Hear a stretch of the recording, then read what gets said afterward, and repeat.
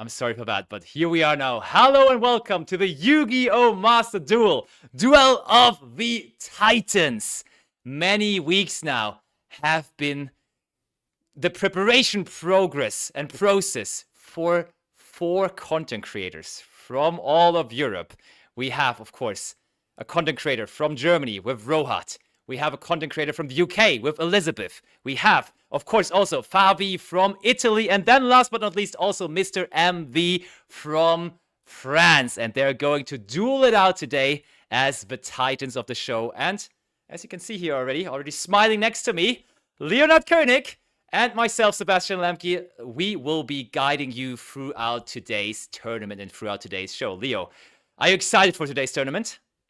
Absolutely. This is something I really like to see, that we have players of the game, pros like Joshua Schmidt and Joker, that have been putting so much effort into the game. Of course, Zulu, Xari as well, and Mangaka. And all of these duelists are top tier, and they are training some duelists that haven't had that much experience, and now they're going to tighten off.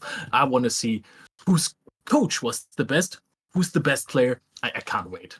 That's the thing, because the whole concept is some content creators that only had like a little bit of contact to Yu-Gi-Oh, maybe played it back as a child and still like already had a decent idea about the game, but not like any proper knowledge about the modern game, how it is played right now in Yu-Gi-Oh! Master Duel. But now they got a coach to their hand. For example, Elizabeth from the UK, you were just mentioning, got Joshua Schmidt, a previous world champion. And he got some proper coaching sessions in then with Elizabeth. And also, of course, all the other coaches for the different countries as well. And therefore now, today in this tournament, we will see how fruitful those training sessions were. How good these people are with those decks that their coaches gave them to play with. Because, I mean, I can tell for myself. I watched a couple of those training sessions, almost all of them, to be honest. And it was really, you could see the learning curve, honestly. You could see how in the beginning, the questions were like really simple. The questions were, how do I summon my monster now from time to time? But then as the coaching sessions progressed, as the coaching progressed with their coach, all of a sudden you realized, okay, they kind of know what's going on now. They kind of know how this deck works. They're kind of getting the idea of it. But now, of course, today is going to be the final test where they not only have to play their own deck, but they will have to face off against the other content creators, and they will have to show in a real duel. That's how Yu-Gi-Oh! Is played, of course, in a 1v1, that they're able to not only play their own deck, but also play it through their opponent's deck and make it happen through and against the opponents. So that is actually quite interesting and quite cool. And actually, what is really, really fun, we have some interviews prepared with the coaches, because, of course, the coaches can give us some good insight on how that preparation progress went, right? So I would say, how about we get the first coach on, the one and only, we were just mentioning him. How do we feel about getting Joshua Schmidt on as a first coach? And I think, Josh, are you with us? I am here. Hello, you guys. Hello. Josh, let me start this off already. How are you feeling about this? I mean, I'm excited. I'm hoping that these lessons will pay off. I have a good feeling though. I think both the deck and Elizabeth have been well prepared. So I'm looking forward to seeing how well we can do. Yeah. So, what do you think? The learning curve, how drastic was it? Did you like really feel like every single stream you did it together that there was another step that you were getting and that you like climbing the ladder together so that you're at a very decent point now?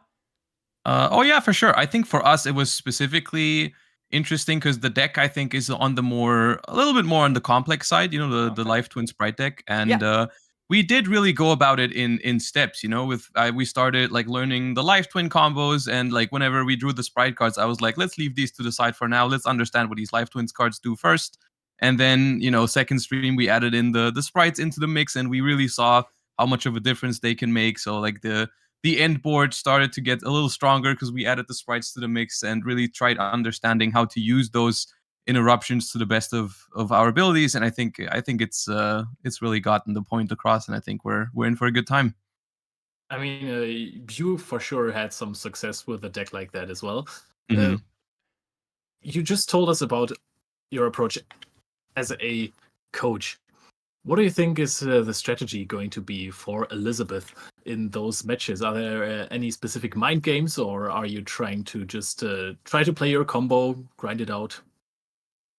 Yeah, I mean, what we've done basically is we've tried to talk about what exactly we're trying to do with our own deck in particular. Like, she knows pretty well what kind of cards she wants to aim for when she's going first or when she's going second. And then, of course, try to use those interruptions and interactions with the opponent optimally depending on the matchup. That is something that I wish we had a little bit more time to even get into because obviously Yu-Gi-Oh is a complex game. And so it's not only about knowing what your own deck does, but also, how to best interact with whatever your opponent is trying to do.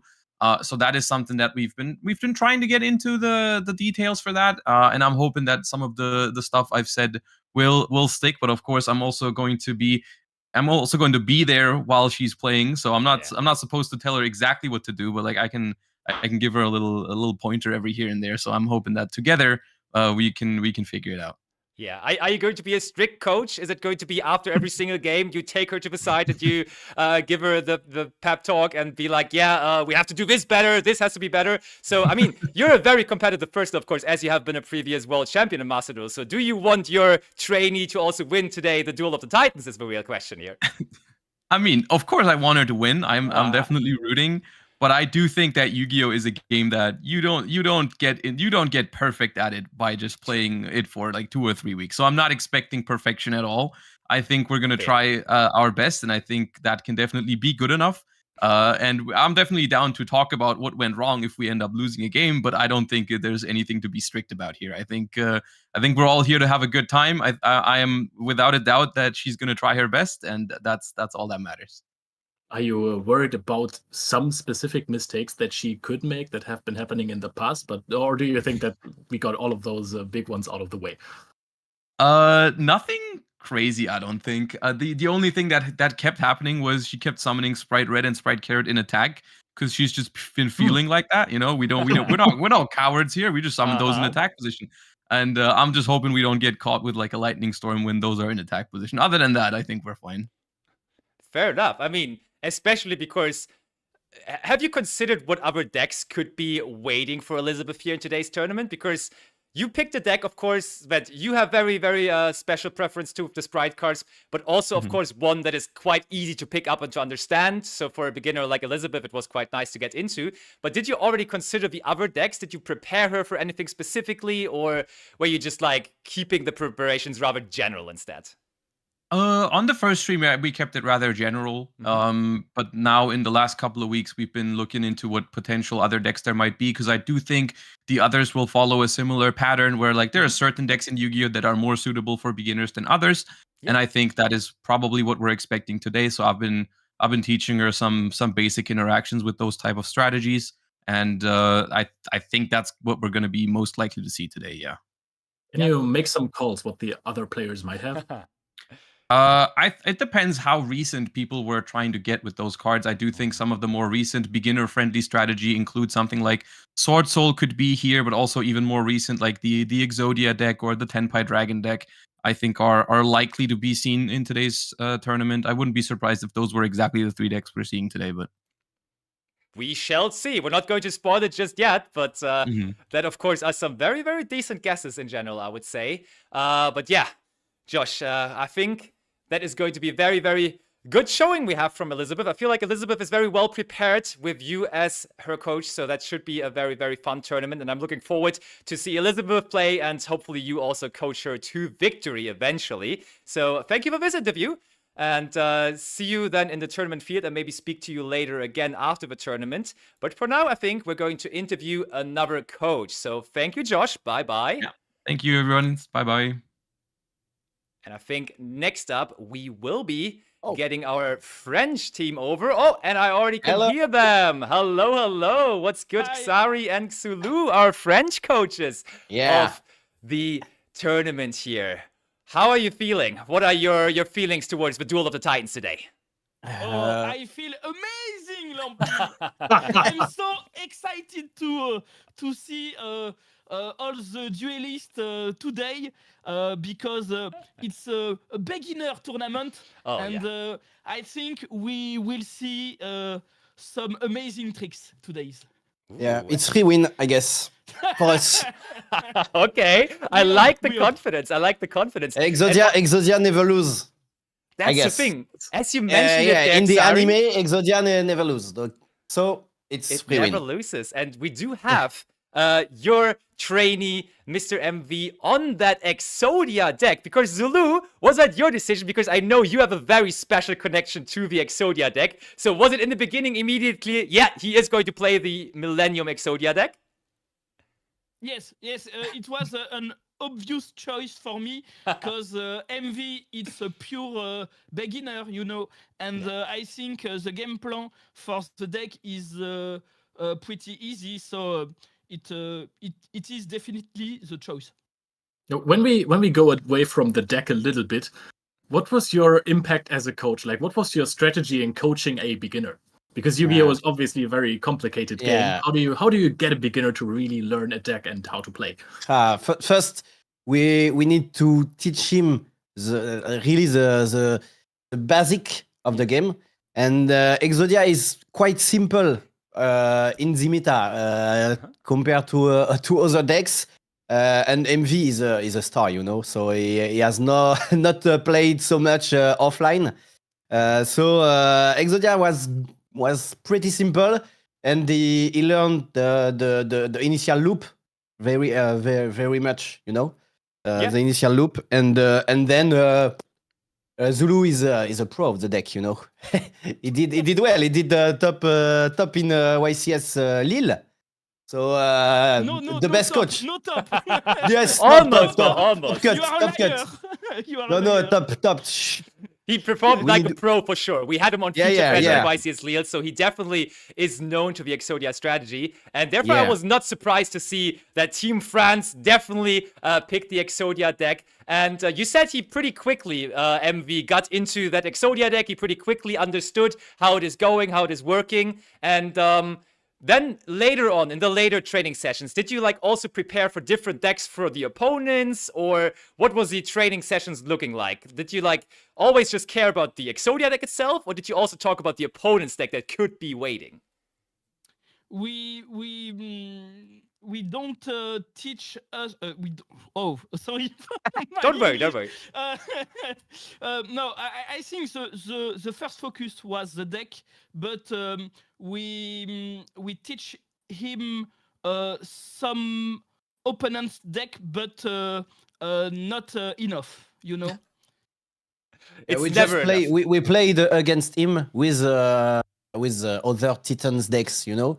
But it's hard to master other deck when you have your one yourself your deck to master first. It's hard. It's hard to know all deck. Of course. So you've prepared quite a lot also against other decks. Is there anything you are worried about that your Titan might do some mistakes, or are you full trusting in your player?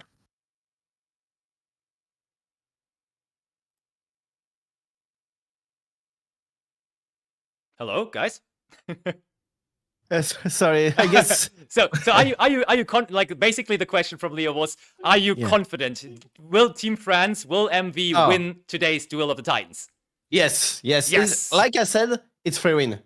And if it's not, it's something. No, it's not on our side. You know, it's just bad luck.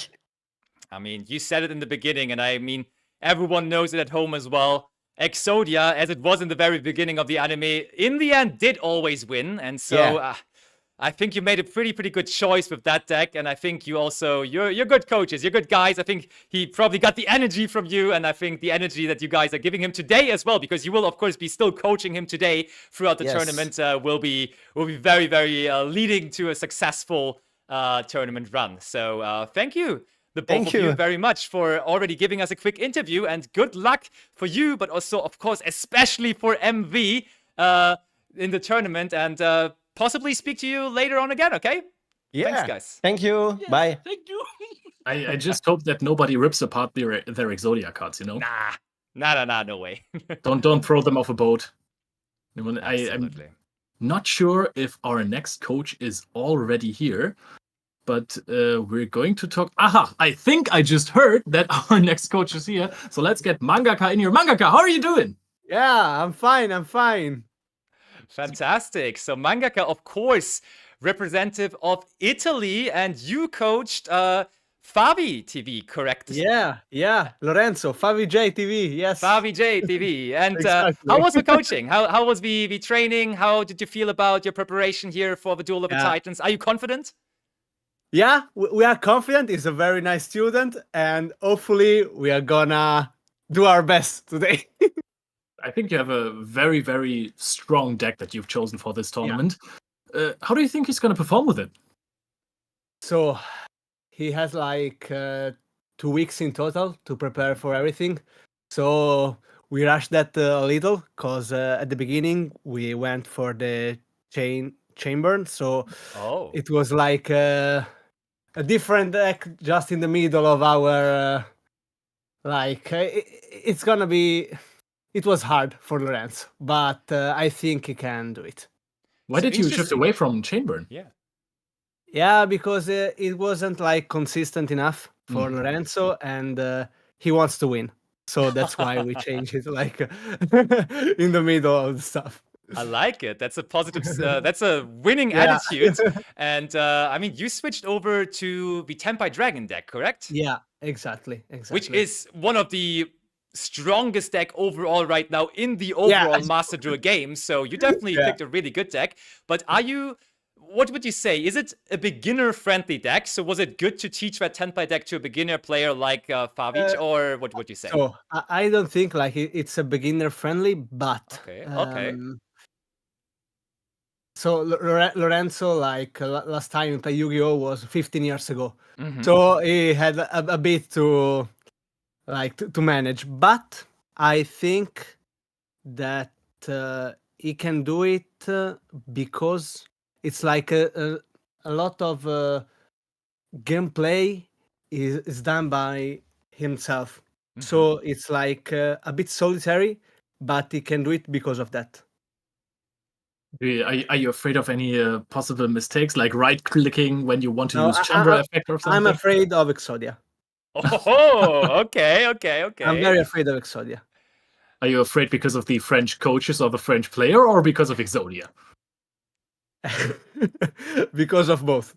Because I know Zulu very well and Zari also, so they're strong, and the Exodia deck it's really strong. So even during the coaching was hard for Lorenzo to win.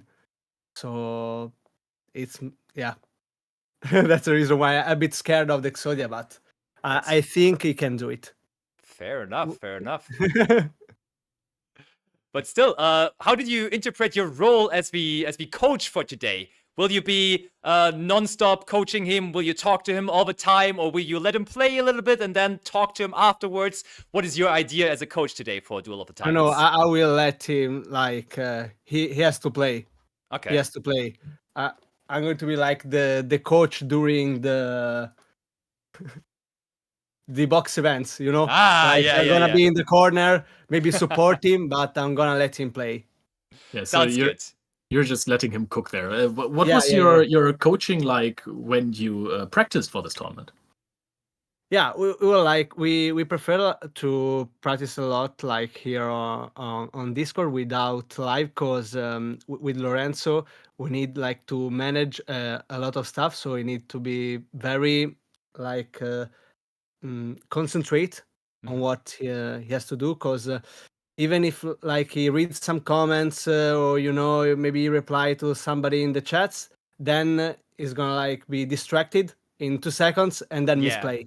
So he needed to like just play without people watching him, I see. And we will all see, of course, in the next hours how that is going to work out in the end. Best of luck to you, Mangaka, and of course to your student, Favi, then as well. And thanks for the interview. We will let you go to your student now again. Thanks again, and maybe talk to you later. Yeah, thank you so much. Thank you. Bye. Bye-bye.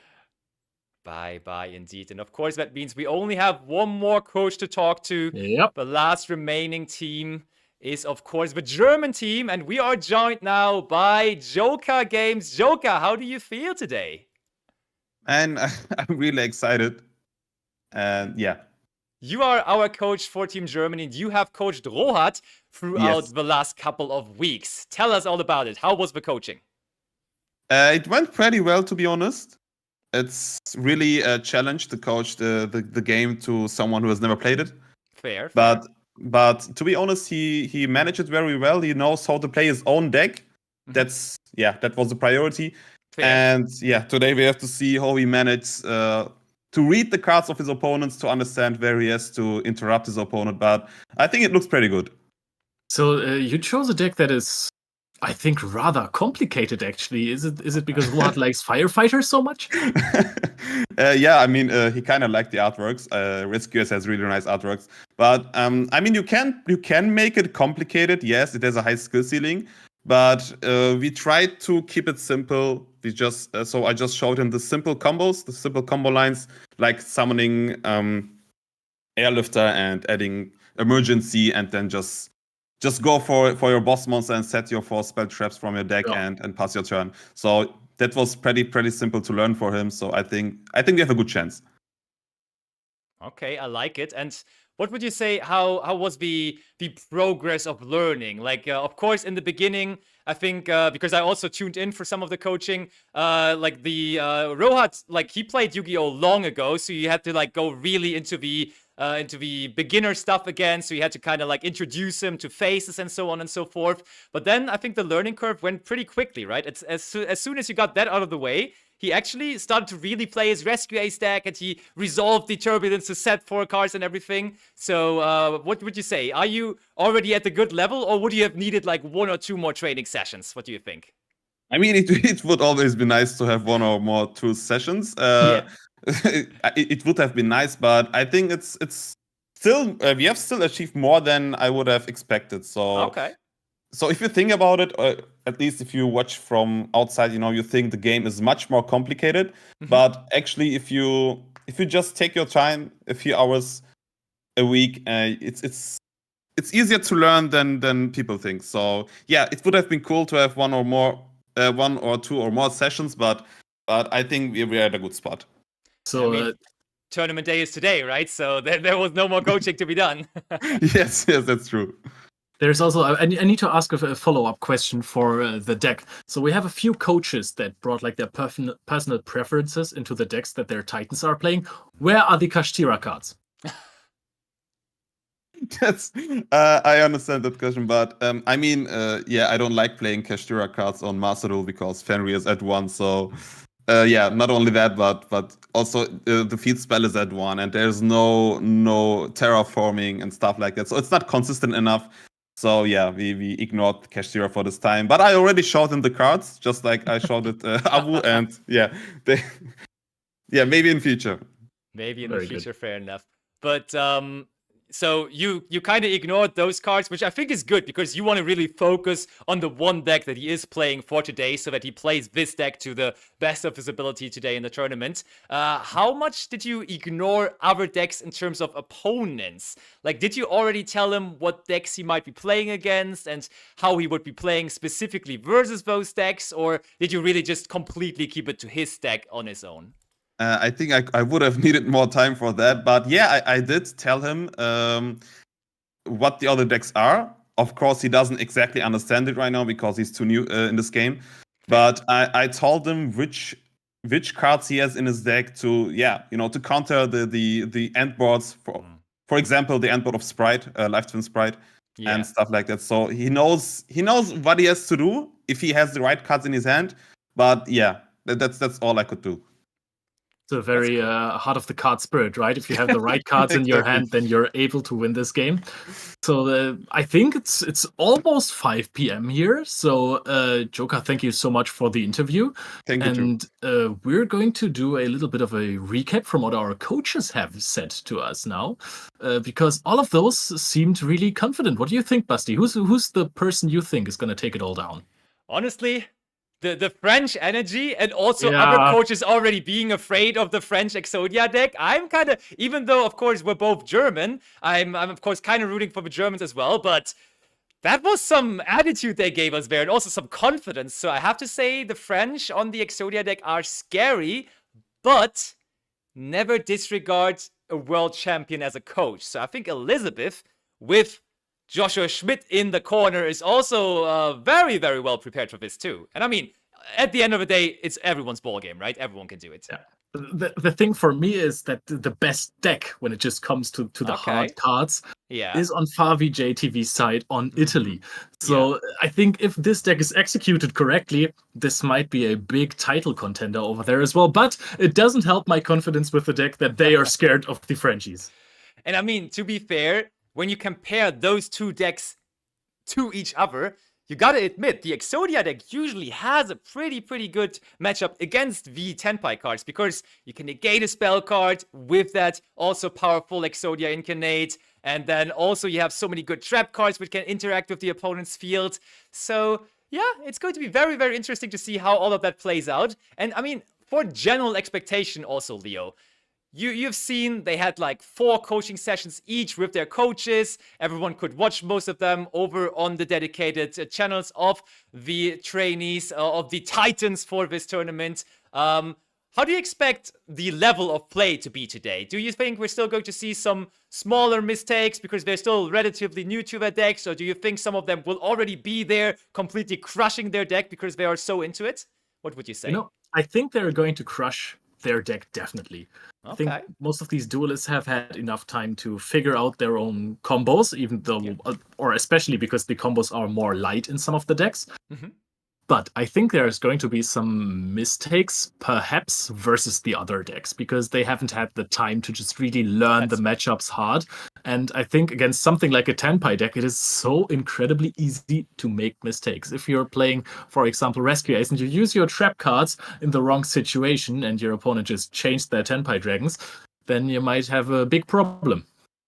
That is definitely something I can see as well. But on the other hand, I liked what Mangaka for Team Italy was saying, even though I think personally Tenpai is a good deck to get into very early on, because it is rather, like, I want to say it does the same thing over and over again, and that is really applying pressure to the opponent when they are second, when they are playing through a field. They can that sometimes do, it almost seems sometimes like they can't be stopped in playing through a field.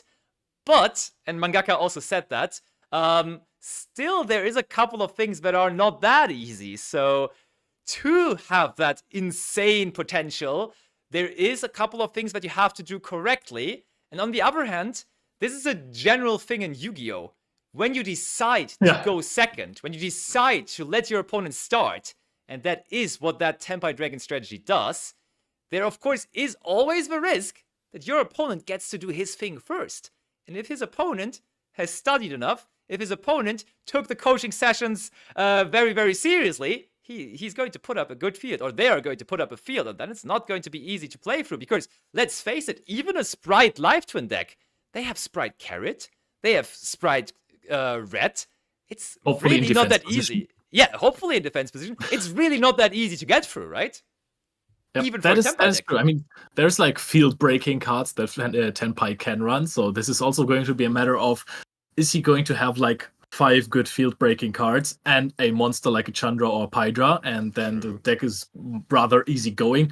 Or will he have to do like the big Tenpai, I want to say combos, because sometimes it's really hard with this deck to execute 8,000 damage, or to deal 8,000 damage in one turn. So I guess we're gonna see rather soon, right? We will find out. Tournament is about to start. And actually, we have not even talked about it, how the tournament mode is going to be. Because we have 4 players. So we are going to start with a round robin, as we like to call it. And that means that every single person out of those 4 is going to play against all the others. So we basically are going to have 3 sets of games with 2 games each at a time. And that will then see every player play against everyone else. And then after that, we will see which 2 of the 4 have won the most games, and they will then play out a final. And that is going to be best of 3 then. So they will have, in a match of 3, they will have to win 2 games out of 3. So that will be very exciting. That will be very interesting, honestly. Yeah, those finals are always something special, right? Especially when it's from best of 1 to best of 3. Yeah. We're going to see if the duelists can adapt to the other deck, or maybe, of course, I wouldn't blame them if it wasn't like this. If you're in this basically new game for you in a big tournament here, live streamed, that you don't learn the behavior of your opponent. But if they do, that might be crucial. Yeah, especially in that best of 3, as you're saying, for sure, because in that best of 3, you actually have the learning, right? You have game 1, you saw what your opponent did in game number 1, so you can immediately, for game 2 then, take that and immediately apply it, of course. You can immediately say, okay, they did this and that, so I would probably rather try to do this and that on the other hand, and therefore that would be something they and we will have to pay attention to. So everyone at home, everyone watching right now, please let us know on Twitch and also on YouTube in the comment bar right now, in the comment section, who is going, or in the live chat rather, what am I saying? Comment bar, what kind of, but let us know who's winning, who is going to be the Titan coming out on top, because the tournament is starting now. So let us know, who are you rooting for? Is it Elizabeth? Is it Rohat? Is it Mr. MV? Or is it Favi TV? Leo, I'm putting it down to you now. What is your pick? Okay, I'm gonna say it is going to be the French Mr. MV. They look like the favorites almost a little bit. And I think that they have already started playing France versus Germany while the other table is still waiting to be seated. Should we take a look into the game? Absolutely, please. Let's go in there from the very beginning, Leo. Let's start the tournament. We go in there now and we will see for the first match of the tournament, for the first round of Robin. There we have them. We will have, as you just said, the French versus the Germans. We will have Rohat versus Mr. MV, and Mr. MV goes first. And as you can clearly see there, we already have 2 Millennium cards on the field there. That's a good start, honestly. But I don't see... Oh, we're also seeing the graveyard of Rohat. There's Molchami Fuvalos resolved. Okay. That's lovely. Fuvalos against this deck is most of the time just basically a draw 1, right? True. So basically Millennium Ankh is going to activate, give your opponent a draw, and then the deck can just stop. I mean, in like really high competitive play, people are combining this with a Snake Eye deck. Fuvalos is a lot better there, but against this deck, I think you're fine. Most of your special summons are actually from your Spell and Trap Zone. Yeah, to explain it, there comes Sengenjin, wakes from a Millennium onto the field. Molchami Fuvalos is a card that is, you can discard it from your hand to the graveyard when you have no cards on the field, and then your opponent is always going to draw a card whenever you summon from the deck or from the extra deck. But as you can see, Mr. MV right now, he doesn't even plan on doing that. We have summoned 2 monsters to the field already without even going into our deck or into our extra deck, and therefore Rohat right now, sitting there with 4 cards in hand and still facing 2 monsters on the field. So that good old Molchami Fuvalos, as powerful as a card as it is, has not really done the trick for him that much yet. Yep, but if Mr. MV decides not to use Millennium Ankh to summon out Exodia or Exodius, then we're actually going to perform a Link summon here as it looks. Oh, Silhouette Rabbit, that's one of my favorites. Oh. Yeah, I know this. Setting the Azarune directly from the deck soon, but this is now going to give Rohat draws. So now Fuvalos has done the job, basically, of not being just a discard, has given you a card. If there is going to be Millennium Ankh activated, this was a +1 on Max T is going to be activated as well. I mean, now I would think thrice about activating Millennium Ankh. But that's actually a very interesting situation, right, Leo? Because that's what we were talking about. This is right now really some students, some Titans that have been coached for 4 sessions. They are still relatively new to the game. So Mr. MV probably just thinking, hey, he's revealing 1 left leg from the hand there, by the way. Look at these, the original Exodia piece. That's so beautiful. But he probably prepared just to play his combo. So I think in his interest, he's just going to play his combo out, sort of ignoring the Fuvalos and the Maxi. But as you can see, Rohat drawing 2 cards now for Fuvalos and Maxi. So he will have plenty of stuff to possibly contend that field that Mr. MV passes over on right now. Yep, the unstoppable Exodia Incarnate is going to set another card from the deck. A card that is incredibly powerful. Now we have multiple interruptions set up already, and this is going to become difficult for Rohat to play through. Ooh, Ooh, and we see it. There was the Exot Fires of Rage that was set there. And that is such a powerful trap card, because as you read it, if you control a level 10 or higher Exodia monster... Leo, are you ready? Are you sitting? Destroy all cards your opponents controls. Every single card you can destroy with this. That's just absolutely crazy. Oh, and now Rohat goes in with a pot of extravagance. He has card advantage on must. This is a lot of cards already at 6 in hand, activating extravagance. But it's going to... we could negate this, but we do not negate it. Okay, we decide to let it go through. 8 cards in hand now. If there is ever a chance to play through a field, then it is now, with this perhaps having an infinite impermanence to at least get out the negating. No, we just go into the Airlifter immediately. Airlifter, perfect normal summon for the deck. Might search out the emergency. And Joker said this before. This is the combo that they've trained the most. Yeah, absolutely.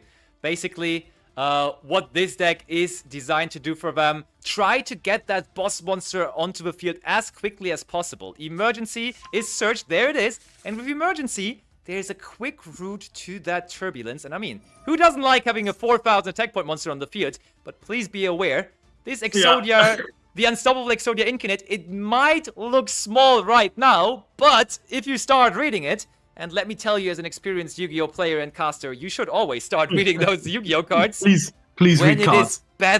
When it is battling, whether it attacks or it is attacked, you can just gain attack points on it permanently. Oh, look at this. We go for the Hydrant first. Interesting. Okay. Go for a bigger combo, perhaps. Maybe. But you gain attack points up to the amount of life points you have. So it would just immediately shoot up to 8,000 attack points, which is, of course, quite crazy. Okay, we go into the Azrune here now. You know what's crazy? I thought that Rohat was just going to go into Turbulence now, but then the Fires of Rage would just take apart the entire field and all of these set, spell, and trap cards. True. So Rohat will have to find a way to play through this. And now there is a chance that the Ace Hydrant, after activating the effect, of course, might go into a relinquished Anima to out the Azaru. I think that would be a play that could be made here. Let's see if Rohat sees it or if he decides to go for something else. I am excited as you are. Is he going to... Honestly, this is... I feel like Joker, from the coaches we talked to, Joker felt like the most humble that we talked to. He was like, yeah, coaching was going okay. We were like progressing, but it is still hard. So we really we would have probably needed like 1 or 2 more sessions. But this, also the speed in which Rohat is doing it, looks marvelous. It looks really, really good to me.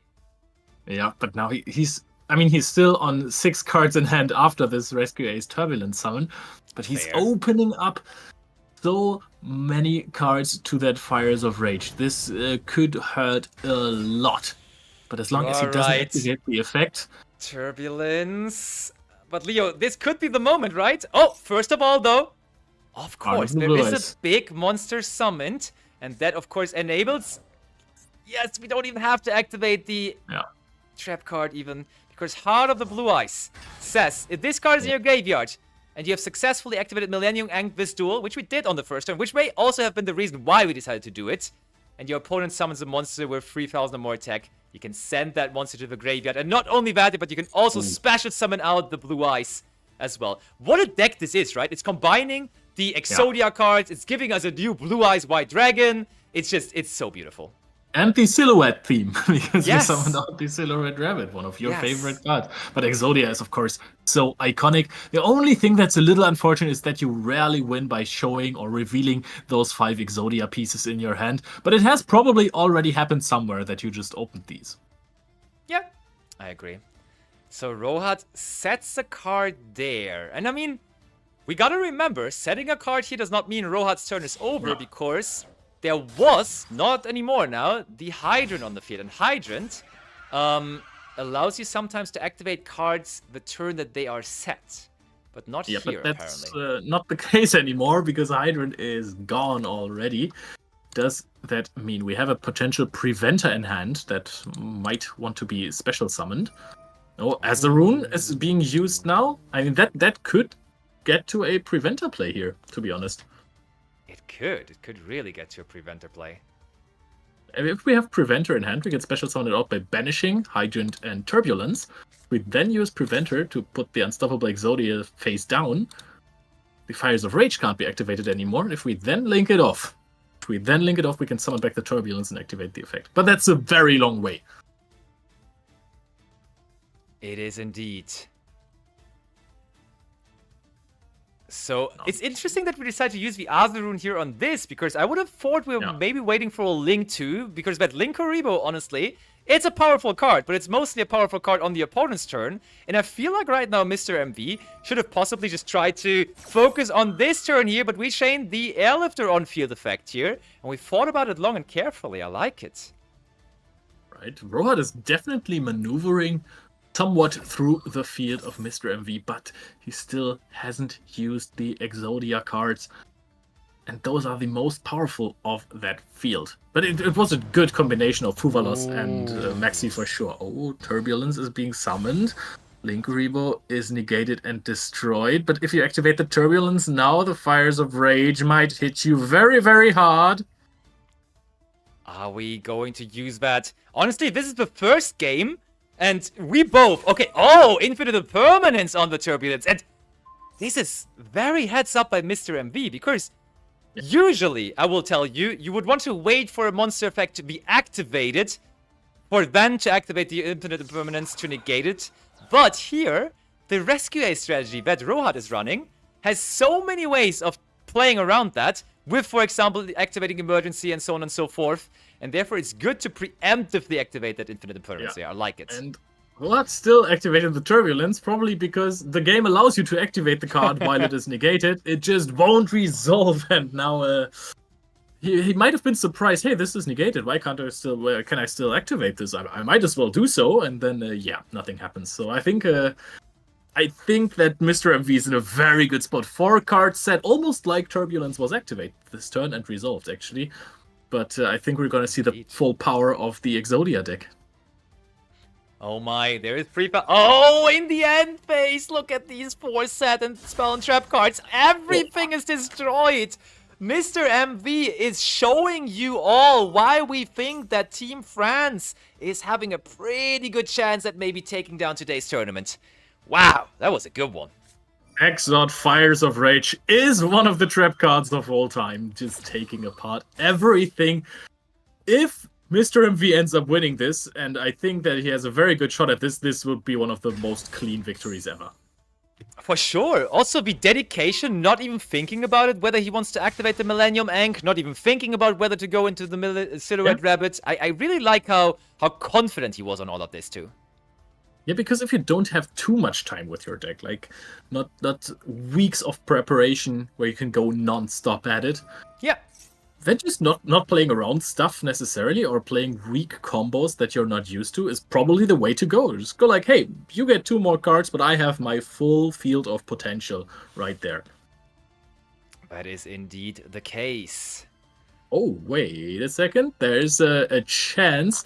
Oh, no. We have to pay 1,000 life points here in the Standby phase, I think. That's what the... I mean, which is a fair price, right? Like, you get so much out of this Exodia Incarnate.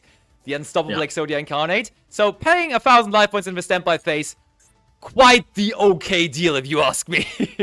That is true. But right now, we are seeing a possible game shot for Mr. MV activating the Exot Fires of Rage preemptively in the battle phase, going for a game shot. However, I think that Preventer is going to prevent that actually, funnily enough, because now that it is destroyed, it can special summon out the Rescue Ace Impulse from Banishment. In defense position, Heart of the Blue Eyes can still attack over that, and then, because you paid 1,000 life points, Unstoppable Exodia Incarnate just goes up to 7,000. True, true. It will not be as big anymore.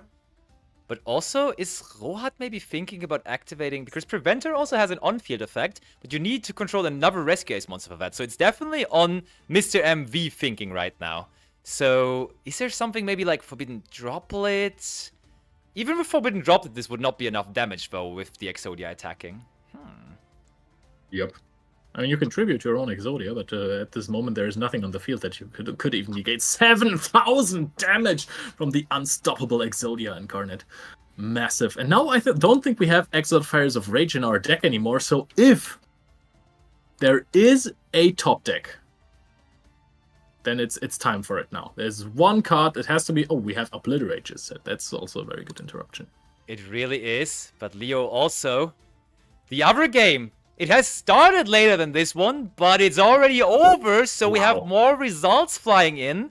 And Mangaka, the Italian coach, may have been humble also in the beginning, but his student, Favi TV, he actually, Lorenzo, as he said the entire time, he won the first match against Elizabeth. Team Italy, the Titan of Italy, has taken the lead. But see, we've seen one of the top decks of all times from Rohat here. Wait, is it moving on for you? Yeah. Wait, is it not moving on for you? Wait. I'm in the standby phase of Mr. MV. Is it stuck for me? Hold on. Oh, it might be. Okay, wait, real quick. I'll bring it over to us real quick, and I will go into the replay again. Yeah, go ahead, because I've been seeing crazy game here. No, I have not. That's what I was wondering. I will go in live just there. Quick and easy, and we go back over. Sorry for that. I'm wondering where you are now, if you're going in live. I mean, I go in right now, and we have... Okay, we see Rohat left with 1,000 life points, but... Yeah. Still alive, and his turn it is, right? Yeah, we have a game on our hands, and he was at no cards in hand, no cards on the field, draws into the Rescue Ace Hydrant, which is one of the best starting cards in the deck. Very much. You search for the Preventer with a loaded graveyard, was actually able to banish some cards, but didn't banish... Oh, wait, I misclicked there. Banished the Airlifter, which is nice, because if you link off the Rescue Ace Preventer later on, you can actually just summon back a banished monster, and that could be the moment. He goes into IP Masquerena, sets up a nice enfield here, and I think we're going into Airlifter now. This is all of a sudden at least looking playable for Rohat. That is really coming out of nowhere here. It looked like Mr. MV was in total control, destroying 5 cards on Rohat's side of the field with that Axot. But now, Rohat finds himself all of a sudden back into this. Does he have another Turbulence in the deck? Because I think they're all in the graveyard. Most of these Rescue Ace duelists only run 2, and the thing is, he could have just banished one with the Preventer and then summon it out that way. Doesn't always have to go into the Airlifter route. Goes for a Hydrant here. Hydrant is being sent off immediately. He should have just banished the Turbulence from the graveyard. Hold on, Leo, though. I know something that could work here. We could go into Promethean Princess, which is a very powerful link-free monster. And then the Promethean Princess would be our way back to the Turbulence, as it can just bring it back from the graveyard. But of course, honestly, I might be able to see that because I've been in love with this game for the last 1 million years, essentially, but Rohat has been getting back into it just recently, but he still finds the Promethean Princess to be Tower of Flames. That's huge. Summon the Turbulence. Summon the Turbulence. Activates Promethean Princess, the Bestower of Flames, and is going to get back the Turbulence. Let's go. Also, already has a contain set. Rohat is fighting his way back in here. He knows what he's doing. He's very well prepared. And this is why this is his boss monster. Look at this. It's not only 3,000 attack points, but we're resolving the effect. Not only setting 1, not only setting 2, not only setting 3, but possibly, it might be 3? No, we're setting 4. It's still, okay, yeah, it is setting 3 cards because it could be setting up to 4, but he used some of them already, of course. So it will only be 3 here, but that's beautiful setup for the next turn. You can also still extend here, go into a Salomon Grade Raging Phoenix, which is one of my favorite cards, but I don't even know if that is necessary here. We're attacking into the Exodia, but does that not just gain... Oh, it's just attack! It's just attack! Yep. Runs over Exodia! Whew, I didn't even know that. Bye-bye, Exodia! And I like that a lot. I like that a lot. We're crashing the Princess, not taking too much damage, because Princess actually has a graveyard effect. If you didn't know, if your opponent special summons a monster, during any turn basically, you can summon the Princess back from the graveyard by destroying one fire monster you control and a special summoned monster your opponent controls. Honestly, Leo, this is advanced gameplay. I feel like Rohat is the pro here. I feel like Rohat was his own coach because he's playing like an absolute pro gamer here, and I'm very impressed by what he's doing here. I'm 90% sure that Joker wouldn't have found that line. Yes, I'm with you on that. But still, of course, you see the red number blinking. 700 life points is still not that much, so even if Mr. MV just finds a little bit of damage here, it may as well be enough, and we activate the Obliterate here. Ooh, and now we're using big resources here on the side from Mr. MV, getting maybe desperate, trying to bounce the Rescue Ace Turbulence back to the hand, and Rescue is being chained to that. And now you're adding a card back. Oh no, you can just special summon one monster back, of course. And that is a good special summon, to be honest. I like it. What are we getting? Are we getting perhaps a Preventer? But we don't have any more Rescue Ace card banished. Do we not? Oh no, true. I don't know. We don't have Rescue Ace monsters banished anymore, so I think that speaks against Preventer. Also, it does. Obliterate will resolve, and therefore there is no other monster on the field anymore. It's, I think, too late to chain Preventer to that. Sends an Exodia monster to the graveyard. And I mean, we all know this slogan still from the anime, of course. And it just happened here. Exodia, Obliterate. And that Preventer there. Oh no, that Turbulence rather. Yeah, it was quite turbulent for Rohat there, as this card found its way into the hand of Rohat again. And I think Mr. MV, main priority right now, everything he needs to think about is this turn. 700 life points is not that much to overcome. So he should just try to get that here. And if he can somehow get the Exodia, the Ultimate Incarnate, back onto the field, he can also deal with one of those spell trap cards. So a way into that seems like a way to glory here. Yep, and now Sangijin is being special summoned here. Adds the Golem that guards the Millennium Treasure. Whew, this is exciting, honestly. Okay. Oh, and now we pop our own Rescue Ace Preventer. We destroy it with the Promethean Princess to possibly get rid of the Sangijin. You explained that nicely there. That is a further interruption. But now, as there is still a Rescue Ace monster on the field, very importantly that we do it here, because otherwise we could have not activated that anymore. Oh, we chain everything. We go Contain, we go Extinguish. Honestly, the Extinguish is good because it gets rid of the monster, but the Contain doesn't really do that much here anymore, as the monster is going to be leaving the field anyways, to be honest. Yeah, I agree with you. Also, Veggie Temple, though. Meaning that the monster does not go destroyed, but back into the spell and trap zone here. Yep. And now we also even tried to destroy the Sangijin with that we have... Oh, but we're going into the battle phase immediately. There is no follow-up for Mr. MV. We're not even attacking. It cannot attack anymore. True, of course. So I was saying the Contain was not that important there, but the Contain prevents the monster from attacking that turn, and Rohat will get another turn here. This is pure madness. It's his actual ace card in the hand, the Turbulence, that can just be special summoned out. We summon out Impulse. Are there no other good targets in the deck? But also, you want to keep the Promethean Princess at this point, because it summons back a monster every single turn, as long as you have it on the field. Oh, this is decently looking for Rohat now. You have the Emergency in your graveyard as well that can set back a card, so you have follow-up for the next turn. But there's also Obliterate still. Yeah, Rohat might be a firefighter himself right now, because he's won with the Rescue Ace cards here. He's part of the team. He's really piloting this deck to pure beauty and to massive success right now. And honestly, alone the mental factor of staying around, staying in the game until your opponent destroyed your entire field with Exot there, and then having the ability to come back into the game like that is just mind-blowing to me, honestly. Oh no, we're giving it back into the... Actually pretty good though, now that I think about it.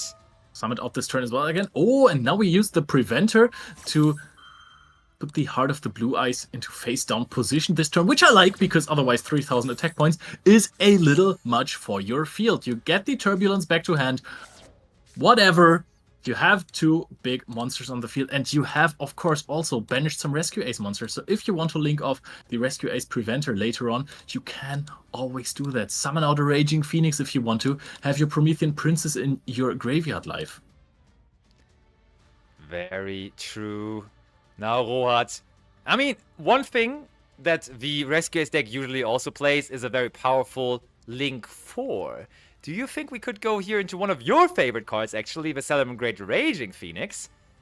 Yeah, I think so, and that would be the way to put the Promethean Princess back into action in the graveyard, because this card has really came in clutch so far. Then you can summon out an Airlifter as well. However, Airlifter, not the strongest monster when it comes to attack and defense points. So I think that you might want to attack first and then possibly link off those monsters, and then summon the Airlifter in defense position, get some more follow-up. Wedge Temple puts the Heart of the Blue Eyes into the spell trap zone again. It's still... Again, indeed. And there is now another direct attack flying in. And Rohat, being so low on life points since so early in this duel, passes it back over. This time around, though, we leave the Promethean Princess on the field.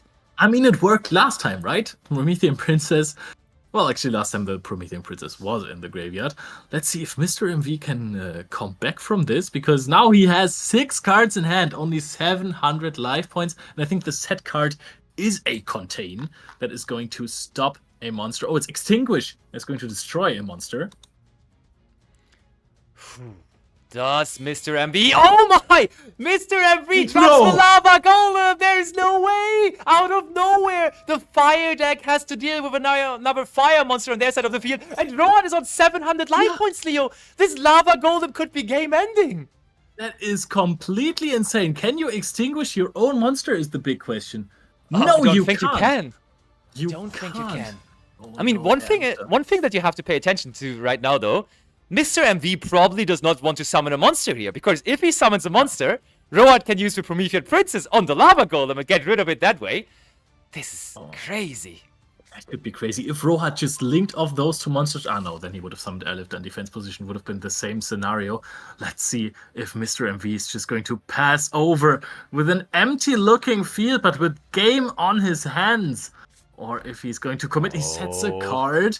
Maybe nothing more. End phase, draw phase for Rohat. This is 700 life points. And in standby phase, there is a mandatory effect that you will have to choose to activate. And that is the Lava Golem, which deals 1000 damage to you in every standby phase. And that is going to seal the deal.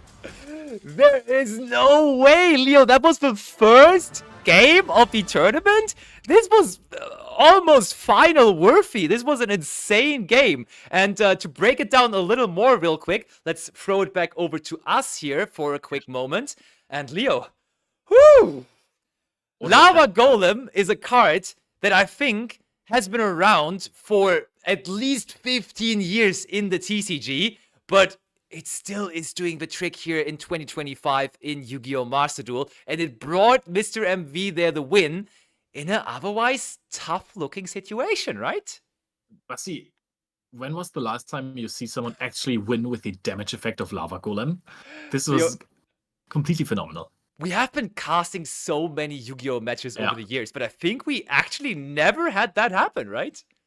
Yeah, this is phenomenal. Also, Rohat had nothing. He was on no cards in hand, no cards on the field, and then out of nothing, the Destiny draw. The heart of the cards really came in. On normal summon, the Rescue Ace Hydrant, getting the entire engine back up, summoning out a Turbulence, actually really knowing well what he was supposed to do there. Yeah.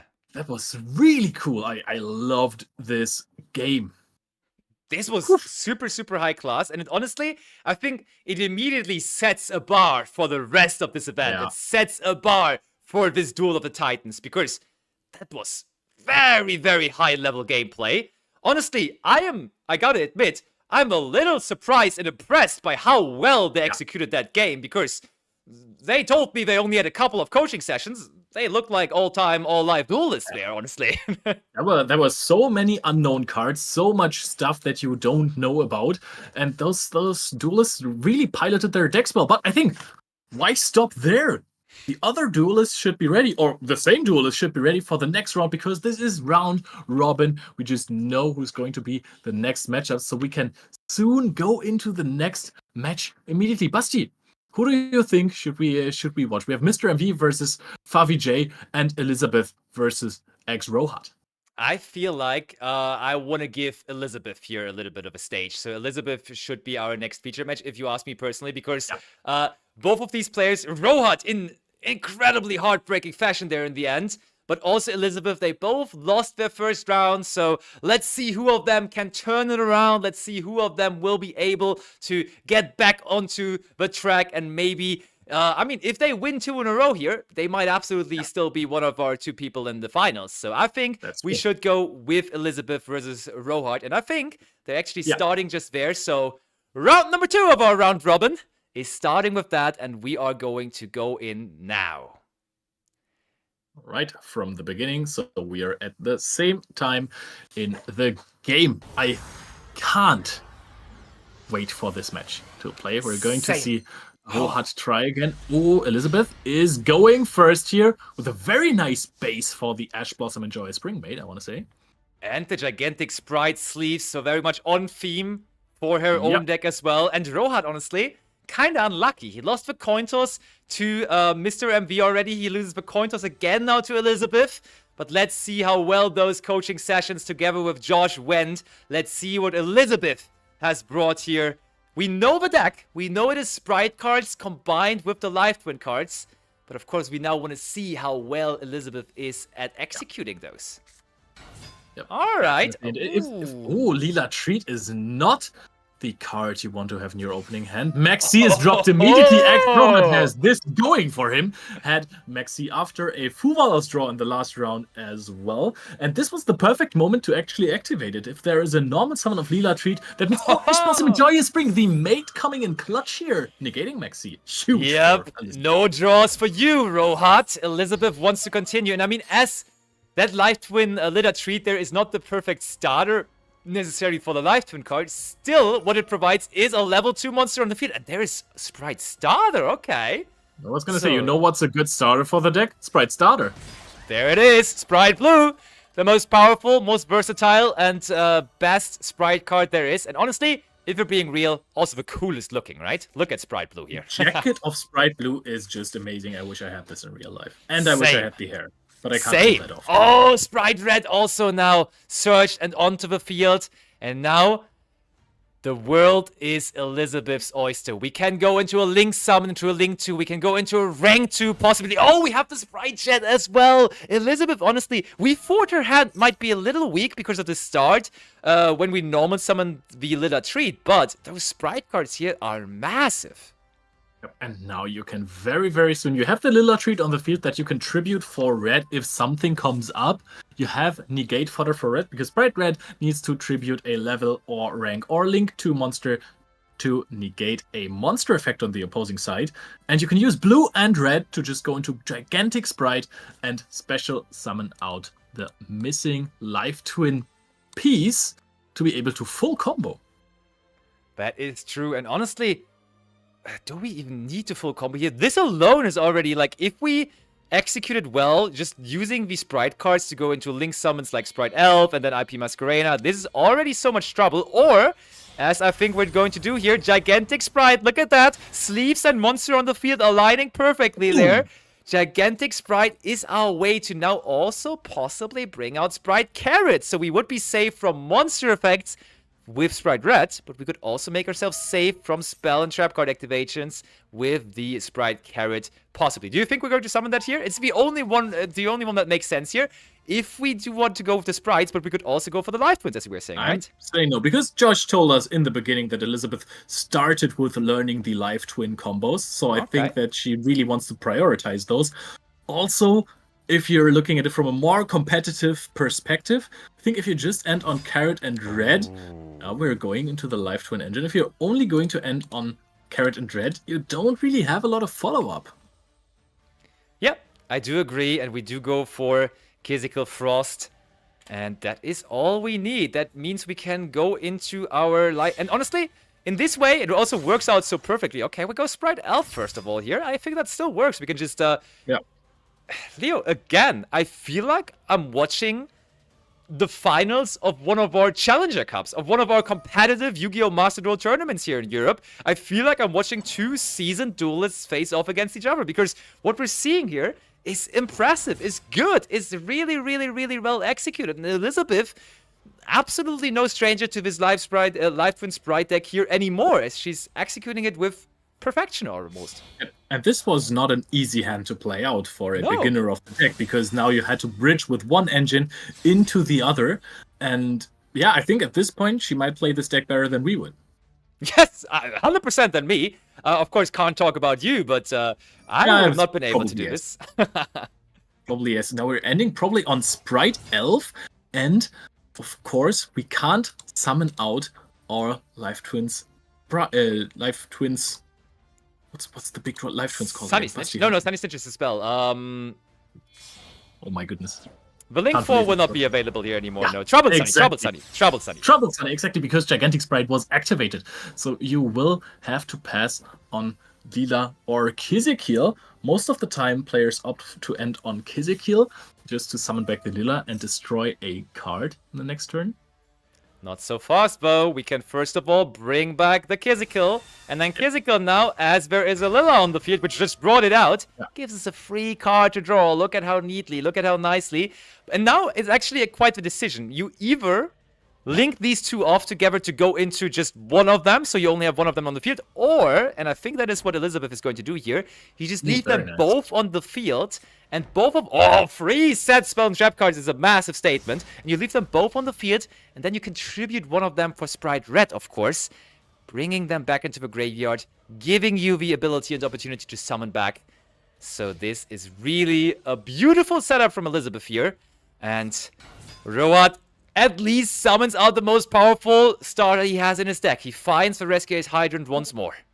Yep. Maybe also Airlifter can be considered a very, very strong start for the deck. I think that's what you might rather want to have other than Hydrant, because Hydrant on its own doesn't really do too much.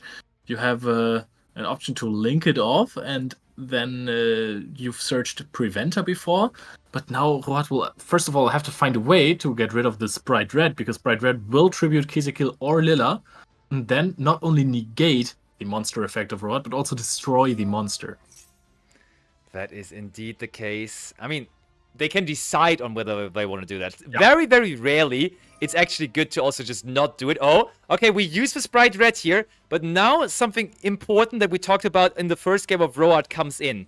The Rescue Ace deck has plenty of strategies to dodge destruction, to dodge targeting effects. So if we chain, for example, an emergency here, yes, the Hydrant would still be negated, but we would at least replace it with another monster right away.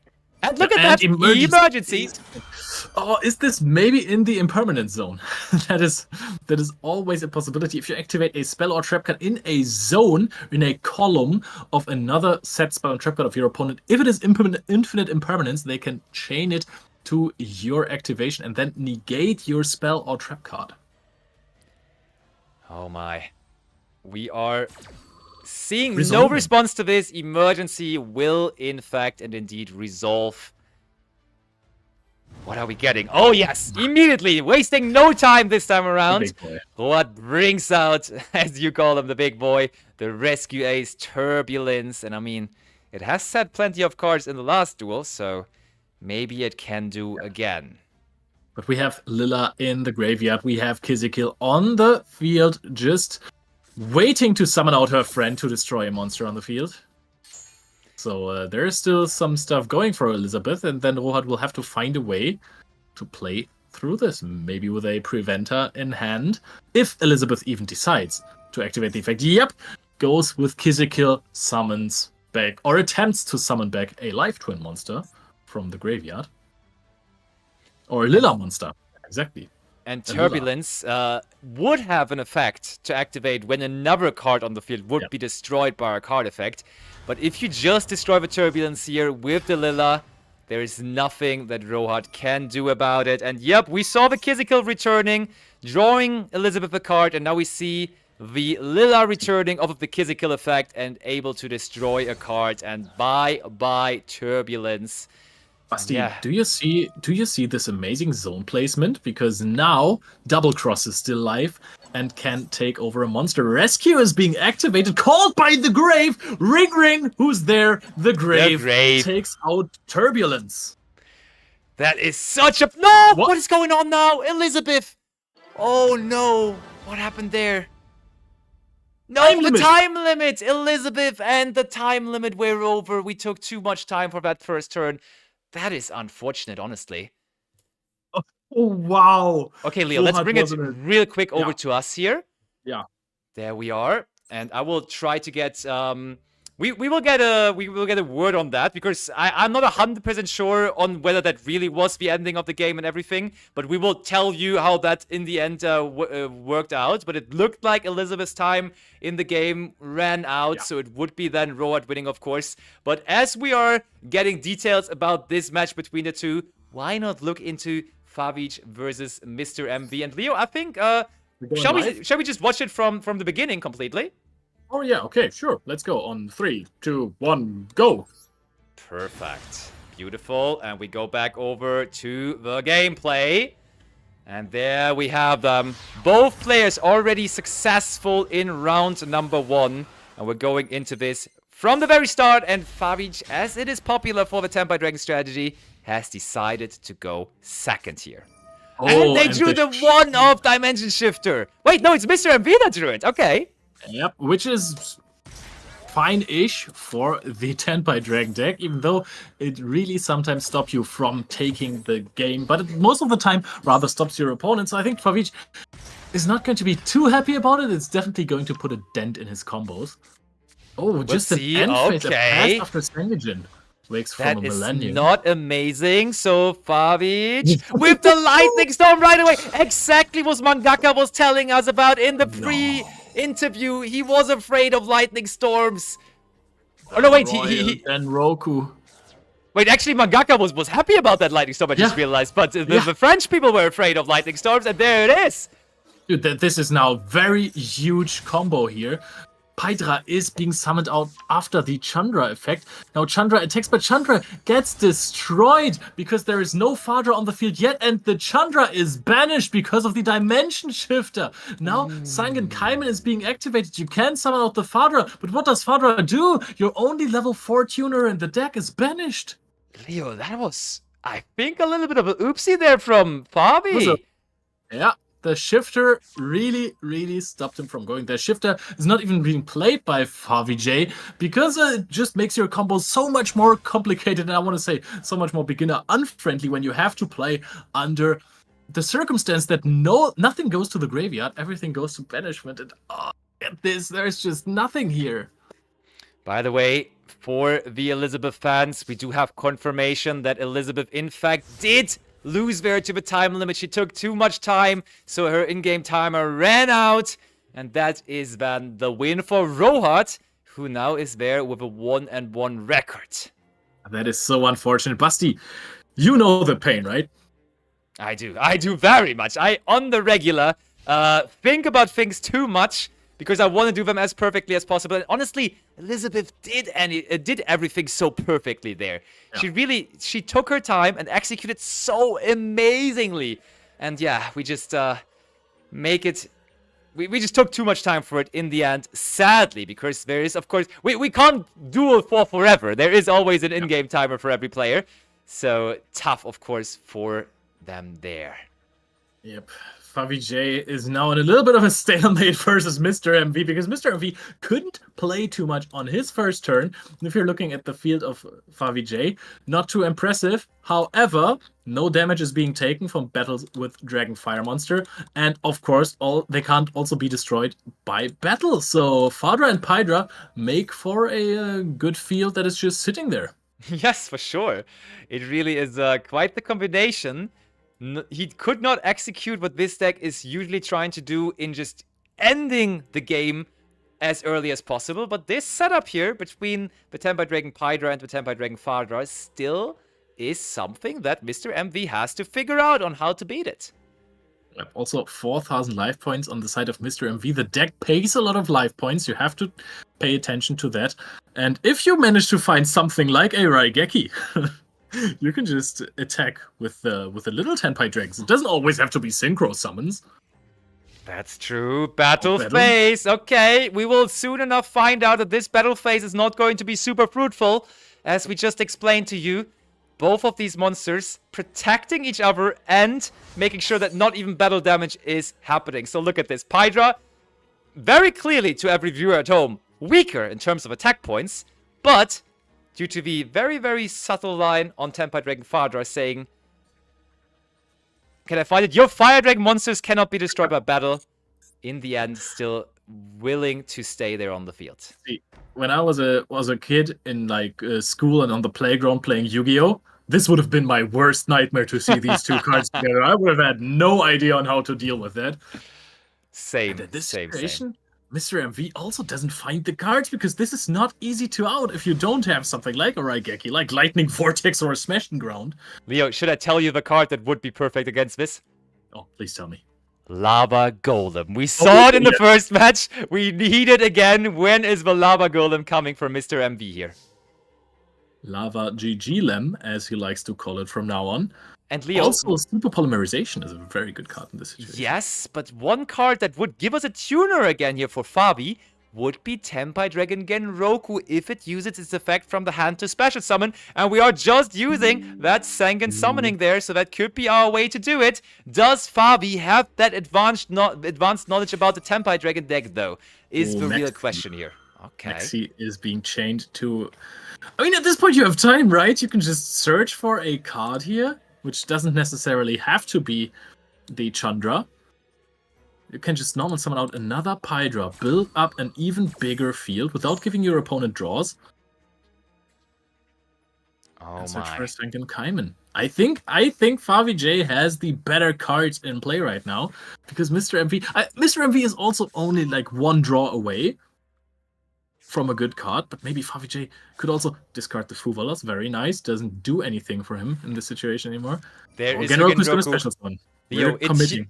it turns into a tuner. That's the important part, because if you just look at Tenpai Dragon Genroku, it doesn't say that it's a tuner. It's not a tuner printed on it, but you can special summon this card as a tuner, and you can even modify its level when you edit it from the hand. And we just added it with Sengen Summoning. Of course, Mr. MB now gets a card from this, but usually the Tenpai Dragon deck doesn't even care about all those cards in the hand, because we're just trying to make things happen here as quickly as possible. Leo, a level 4 tuner together with a level 3 non-tuner on the field. What could be summoned here? The Bident Dragon. The Sangenpai. It's such a strong synchro monster for the Tenpai strategy. Just immediately being a tuner and a dragon level 7 fire, 2600 attack points, can just summon back a Tenpai Dragon from the graveyard. And then, when it's in the graveyard and you have attacked 3 or more times in this turn, it summons itself back and destroys a spell trap card. Bident Dragon is the perfect tool for the deck. Sangenpai Bident Dragon hits the field, summons back out a monster. And if you go into the Sangenpai Transcendent Dragon afterwards, I think you have the tools to close out this game this turn. The beautiful thing here really is that Favi J, he had a problem with the Chandra leaving the field because he couldn't get into his first Synchro Summon. But now, with the Bident Dragon being a tuner itself, he does not have any problems going into another Synchro Summon anymore. Oh, we might be a little bit quick here, though. Leo, we might be a little quick here. On the other hand, though, Fadra now in the battle phase can bring one back. This could still be fine. Yeah, I think this is absolutely correct, because you can also bring back the Bident Dragon after the Fadra attack. And now, your dragons are protected from your field spell Sangen Summoning in the main phase, and in the battle phase, your opponent is not allowed to activate anything. Royal Rare, Sangenpai Transcendent Dragon, by the way. Now, even cards like Super Polymerization couldn't do anything anymore. This was the perfect line to take apart any sort of interruption from your opponent. Favi J is playing the Tenpai Dragon deck like he won a YCS with it. He is a real pro of the deck already. We may have had an oopsie on our first turn, but we are sure enough making up for it here. We are playing this 4th turn of the duel, again, to almost perfection. And as you said, this is now the 3rd attack flying in from Tenpai Dragon Fadra, from Pydra. This enables the graveyard effect, the graveyard summoning ability from Bident Dragon, and we're using it here. And this is enough attack points to possibly seal the deal and win it here. And Favi J, if he goes 2-0 here, if he wins this, and he sure enough does with this attack there, final blow, done, he is a very big candidate for making it into our finals here, Leo. Bassi, you said this might get close because we summoned this Transcendent Dragon too soon, but the Biden Dragon summon itself from the graveyard is another tuner again. You could use Fadra or the Pydra again. Synchro summon those into Trident Dragon, destroy its thing in summoning. I think we had over 15,000 damage on the field there. Indeed, Leo. I'm bringing it quickly back over to us so we can analyze that a little bit quicker. First match we took care of course, Elizabeth versus Rohat. I was impressed by Elizabeth. I had to say it. That was honestly perfection. I have almost never seen such a clean first turn of the Live Twin Sprite deck. And then, like, Rohat, you could really see it. They were struggling. They really tried to play through it, but there was so many things that Elizabeth had to offer, and that at the same time was also her demise, right? It was too many things that they had to do, and therefore they just couldn't activate anything anymore because we're time limit. Oh, their time was off. A game of mistakes, but also a game of time sometimes, because you have to go through your motions rather quickly. You have to really know what you're doing and especially when to do it. So sometimes when you think a little too long, it might prove costly in the end. But then also, said it in the beginning, the Tenpai Dragon deck is so good. It is one of the best decks in Master Duel right now, and we've seen why. We have absolutely seen why. And I mean, this was already, like, both players there were talking to each other, or both coaches basically were talking towards the other coaches. The French people were saying, yeah, we are very confident, only a little bit afraid of the Tenpai Dragon deck, maybe, but it should be fine. And then on the other end, you had Mangaka for the Italian team, for the Italian Titans team, saying, yeah, I think we're quite confident, just Exodia might be a little tough. And now they played against each other, and Favi J, they looked really clean there. They really showed that the Tenpai Dragon deck can 100% win versus the Exodia deck. So this was exciting to watch. And I mean, to have an overview of the entire situation right now, in terms of overall standings, Favi J, the only player right now completely undefeated, winning 2 out of 2 matches. And therefore, I think with already a really, really, really decent chance at making it into our finals later on in the best of 3 mode. And then, of course, we now, how are the others doing, Leo? Yeah, we have 2 1-1s with Mr. MV and Rohat. Rohat will have to play versus Favi J with the Tenpai Dragon strategy. So really, really big task to overcome. And Elizabeth is at 0-2 at the moment. So there is a chance that we have 1 duelist at 0-3 and 3 duelists in a 2-1 tie. We will see how that works out. But Leo, I have good news for Rohat here. Yeah. He will be able to go first for the first time ever this tournament, because whatever happens on the coin toss, I'm sure that Favi J with his Tenpai Dragon deck will allow him to go first no matter what. I just thought about the same thing. But I think that's also a very, very interesting matchup, because the Rescue Ace deck does a lot on the first turn. A lot of interruptions that don't necessarily have to happen in the main phase. However, if there is a Lightning Storm or Raigeki or Happy's Feather Duster, which are played in the main deck of the Tenpai deck, that's maybe extremely tough. I think one of those cards could be an absolute blowout already.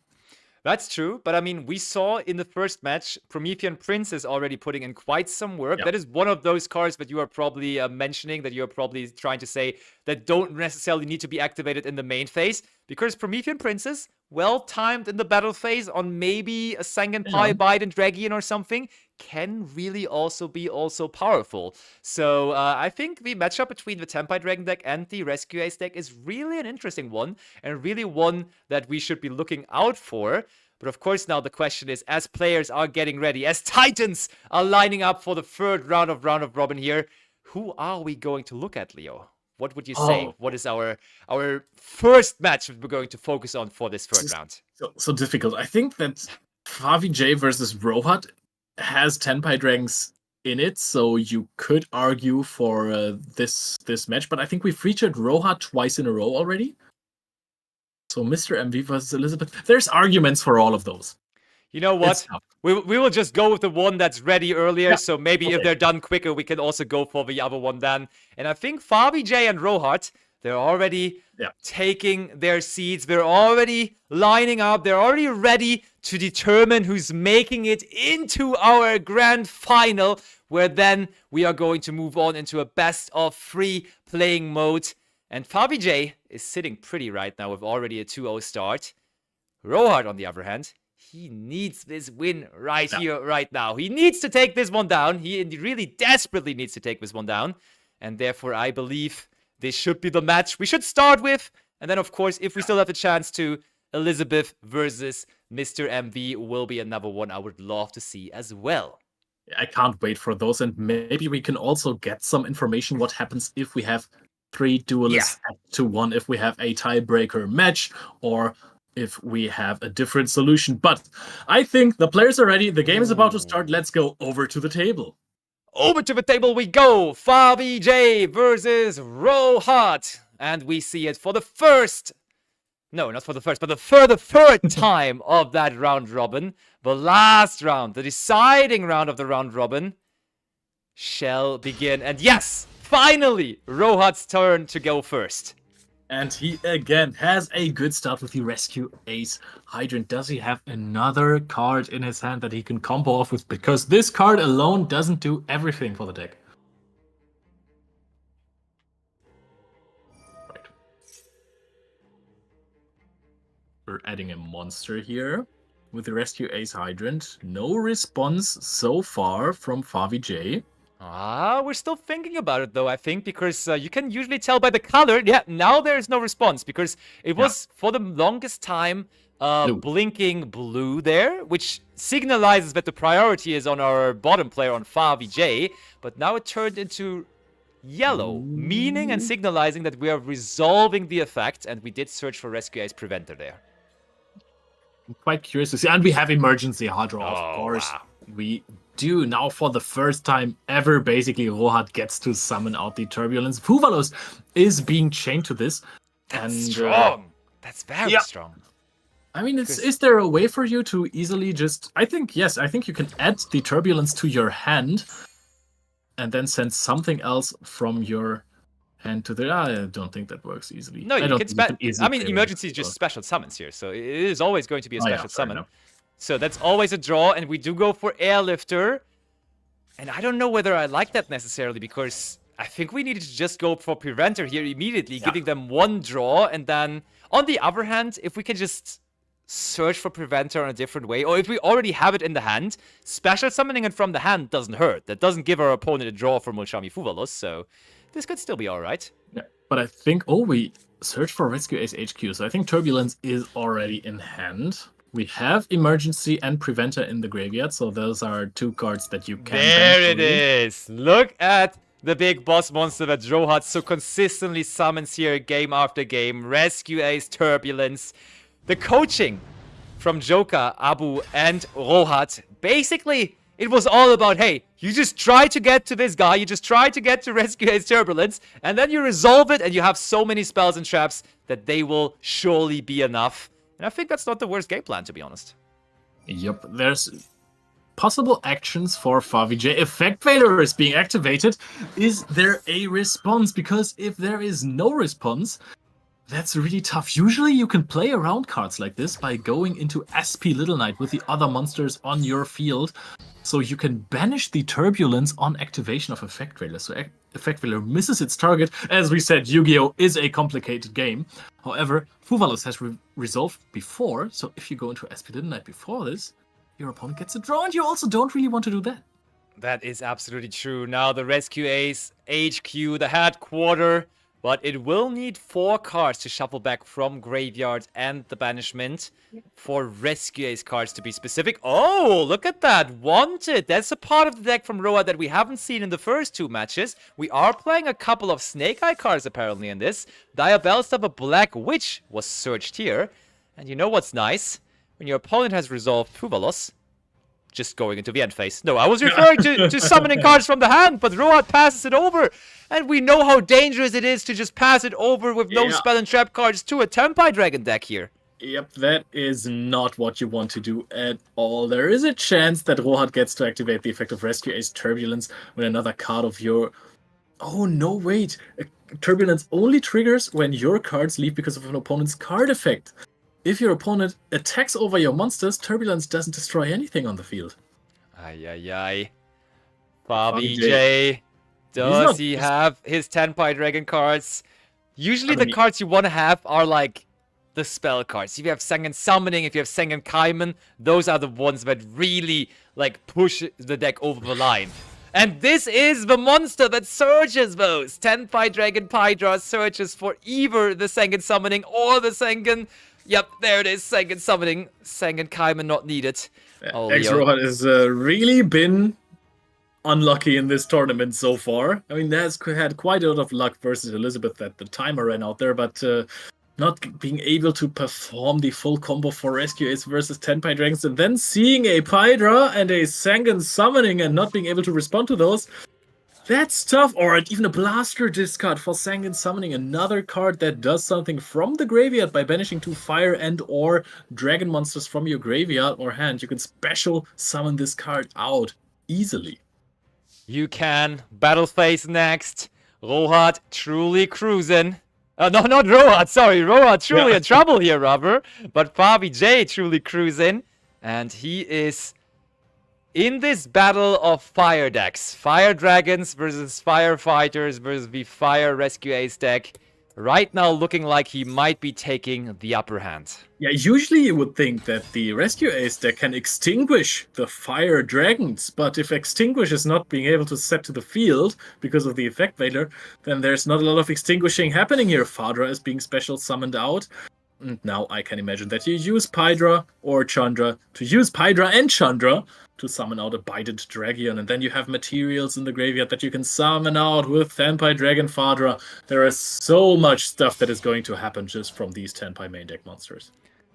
Surely is. Yup, you anticipated it completely correctly. The Sengen Pai, Bident Dragion onto the field. One thing, though, that we will have to see here is, with those attacks, usually you try to already clear out some monsters on the first couple of attacks, but Rohat has not lost a monster here until now, so sometimes you're missing out on a couple of attacks, and Favi J will have to show us here, because I can tell you, yes, there is, I believe, a way to already still make this happen with the Tenpai Dragon deck, to still put out 8,000 points of damage, but of course Favi J is still somewhat new to the deck, so we will have to see whether he will be able to find those lines. The problem here is that Rescue Ace Hydrant can't be attacked if you have other Rescue Ace monsters on the field. Indeed. So we're taking up all of the free attacks, and now Dragion is finally going to be able to take the Airlifter, to lift it off the field here.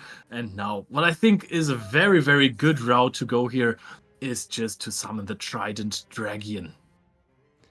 You can also go Sangenpai Transcendent Dragon just to make everything safe, to prevent your opponent from just activating any cards in the graveyard, then using the Bident Dragion from your graveyard, summoning it back out, and then go into the Trident Dragion, because this card can attack multiple times per turn if you destroy some cards for it from your field. So per card that you destroy, you get another attack, and if you destroy Sangen Summoning on the field, I think we could just destroy it here, to be honest. I think we could just double the attack of that Sangenpai Transcendent Dragon. It might already be enough, to be honest. Yep, there you go.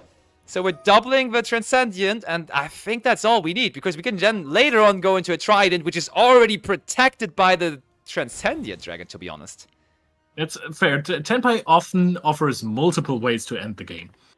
It really does, and that Sangenpai Transcendent Dragon now saying, hey, no more card effects whatsoever. Even if Rohat had a Battle Fader or something waiting there in the hand, a Tragodia or anything there, he could not activate it anymore. And that's massive damage they're flying in on Rohat's life points, and the Pydra has not even attacked yet. Has the Chandra attacked yet? It doesn't even matter if it did. You still have more effects. You have Pydra, you have Chandra that can both activate and synchro summon here. And as we're still in the battle phase, your monster is going to be able to attack. And I think this is going to seal the deal for Favi J. If Favi J wins here, Rohat goes to a 1-2 score. And if Elizabeth wins in the other matchup, we have 3 duelists at a 1-2 score. Exactly. You were talking about tie in the other direction of 3 duelists with 2-1 in the first 3 places, but we have a very clear winner after that round-robin rounds who will prove himself in the big finals, and that is Favi J with an undefeated 3-0 record so far, quickly throwing it back over to us in the casting desk. And we on the other hand, though, are trying to figure out who's going to move into the finals alongside that. Because as you just explained, all of a sudden, even Elizabeth, starting with 2 losses, is back into the debate. Because if Elizabeth wins here against Mr. MV, Rohat, Elizabeth, and Mr. MV all are on a 1-2 record, as you just explained so nicely. So, Leo, let's hop into that game between Elizabeth and Mr. MV to find out. And I think we go from the beginning, okay? So let's go from the beginning. 3, 2, 1, and in we go. Oh, I already went in, sorry. All right. The duel, of course, has not finished yet, apparently, because Favi J was really quick in beating Rohat in that one. Okay, and Mr. MV goes first. Do we see the Exodia Incarnate? We said 2 cards and we passed. We don't see any Exodia monsters, so that is maybe the route for Elizabeth to stay in this tournament. Okay, Maxi though. Called by the grave again! Yes, but there is another great card from Mr. MV that you haven't seen coming. There can be only one, and that means there can be only one type of monsters on the field each. So you can't summon out another Thunder monster now. But we can still draw 2 cards with triple tactic talents.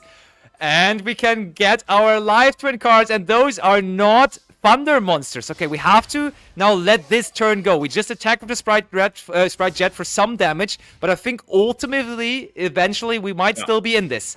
Mr. MV still doesn't find a play, by the way. I think if we started with the live twin cards before, we could have afterwards summoned the Sprite Jet out. And now we go into the number 2, Ninja Shadow Mosquito. And I think that we might see a Divine Arsenal Sky Thunder. Oh, Zeus. boy. I saw the coaching session with Josh and Elizabeth when Elizabeth was introduced to the Zeus. She was all excited, and I can tell you why, and you will see here as well, because this animation is beautiful, and equally so powerful is the effect, as we have cleared that there can be only one. That held us back there.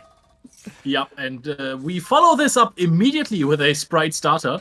So, Sprite Blue from the hand as well. This is absolutely marvelous. And now, Elizabeth, pay attention to your timer. But this is the absolute way to win that game here. Mr. MV had no good starting hand, which is something you rarely see from the Exodia deck. And now you can just freely combo off. Goes into the Sprite Elf, goes for all of these shenanigans. What you're missing right now, though, is access to a Lilla monster. Okay, and I also just got the information on what would be the deciding factor between the players if we do end up with 3 players on a 1-2 record. And I mean, it's looking very, very much like that right now, as Elizabeth has taken control of this game there now after resolving the Zeus. And it apparently is the head-to-head that is going to be the deciding factor. So we would have to go back and figure out who won against who, and that might indicate then, or that hopefully indicates to us then, on who is going to move on. And worst case scenario, if we cannot completely figure it out, we'll have to also play a tiebreaker in the end.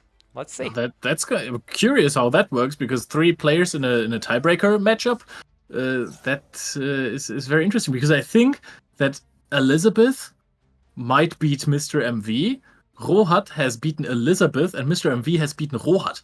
So the head-to-head is it's a difficult situation here. Now it really is. It really is. I see what you mean. Bright Red tributing Kizikil to negate the Heart of the Blue Eyes. Very, very strong, because now you still shut off the access to Millennium Ankh, the heart and soul of the Exodia deck. Even though you would think it is Exodia. It was Exodia in the original deck, but of course this is now a newly interpreted version, a newly released version of the deck. It is still playing the 5 pieces of the Exodia, but of course it is a different deck. You will occasionally still draw Exodia. I actually have witnessed it more often than I would like to admit that my opponent just drew Exodia somehow with this deck still. I mean, as you can see, sometimes there's just very, very long and slow games that are developing. When, for example, there can be only one sitting on the field, kind of limiting both players and what they do, and then you just draw a card, draw a card, draw a card every turn, and eventually then, yeah, you just draw all the 5 pieces of Exodia, right? If you have the time, yes. But sometimes if you only draw a few pieces, which might have happened to Mr. MV, then you can't really do something. But now, Elizabeth is really taking her time on this turn. Oh no, Lava it Golem is being- Mr. MV. Ooh. And Mr. MV has taken his time to decide which monsters to tribute for that Lava Golem there. Oh, wow, Maxi is being activated afterwards just to shut down any possible plays here or to get something out of possible plays from Mr. MV. This Lava Golem shut down the double cross, but I think he could have actually summoned the Lava Golem, tributing Sprite Red and Sprite Elf, and then got the Heart of the Blue Eyes off. Yeah, we could have done it preemptively for sure. I'm also quite curious, but that is the pass turn. Over to Elizabeth. Lava Golem has decided the fate of one game today already in favor of the person summoning it here. This might be the other way around, though, because Elizabeth could be using those 3,000 attack points of the Lava Golem to maybe bring down the life points of Mr. MV even more so. Yep, and I think that if you link off those two monsters, we normal summon Lilla, and this is exactly the card that Elizabeth needed to go into the Life Twin engine. However, you have double cross that I think, so that's another card that you can use for damage. Now you just have to rather quickly find a way on how to win this game. Will they be able to do it? That is the big question here. Is Elizabeth finally able to win the first game in this tournament? Winning the first game might miraculously somehow end up being the ticket into still making it into the finals, which is quite crazy to me, but that's sometimes how tournaments work out, right? You can't predict those tournaments. You can't predict who is going to win against who, and you can't predict that Favi J is going to just go 3-0, defeating everyone, and then everyone else is left with, hey, one win, and Elizabeth is working for that one win hardly right now. And to be honest, Elizabeth would have really deserved it because she just had time issues versus Rohat. That game looked so well for her. Indeed. So Kizikil is being summoned out. Lilla and Kizikil go into probably another Kizikil. It the is evil another twin Kizikil. Kizikil. And Theo, I gotta admit, I really, again, love what Elizabeth is doing. Love how Elizabeth is doing it, because you might be thinking, hey, Lava Golem has 3,000 attack points. I want to keep that card around.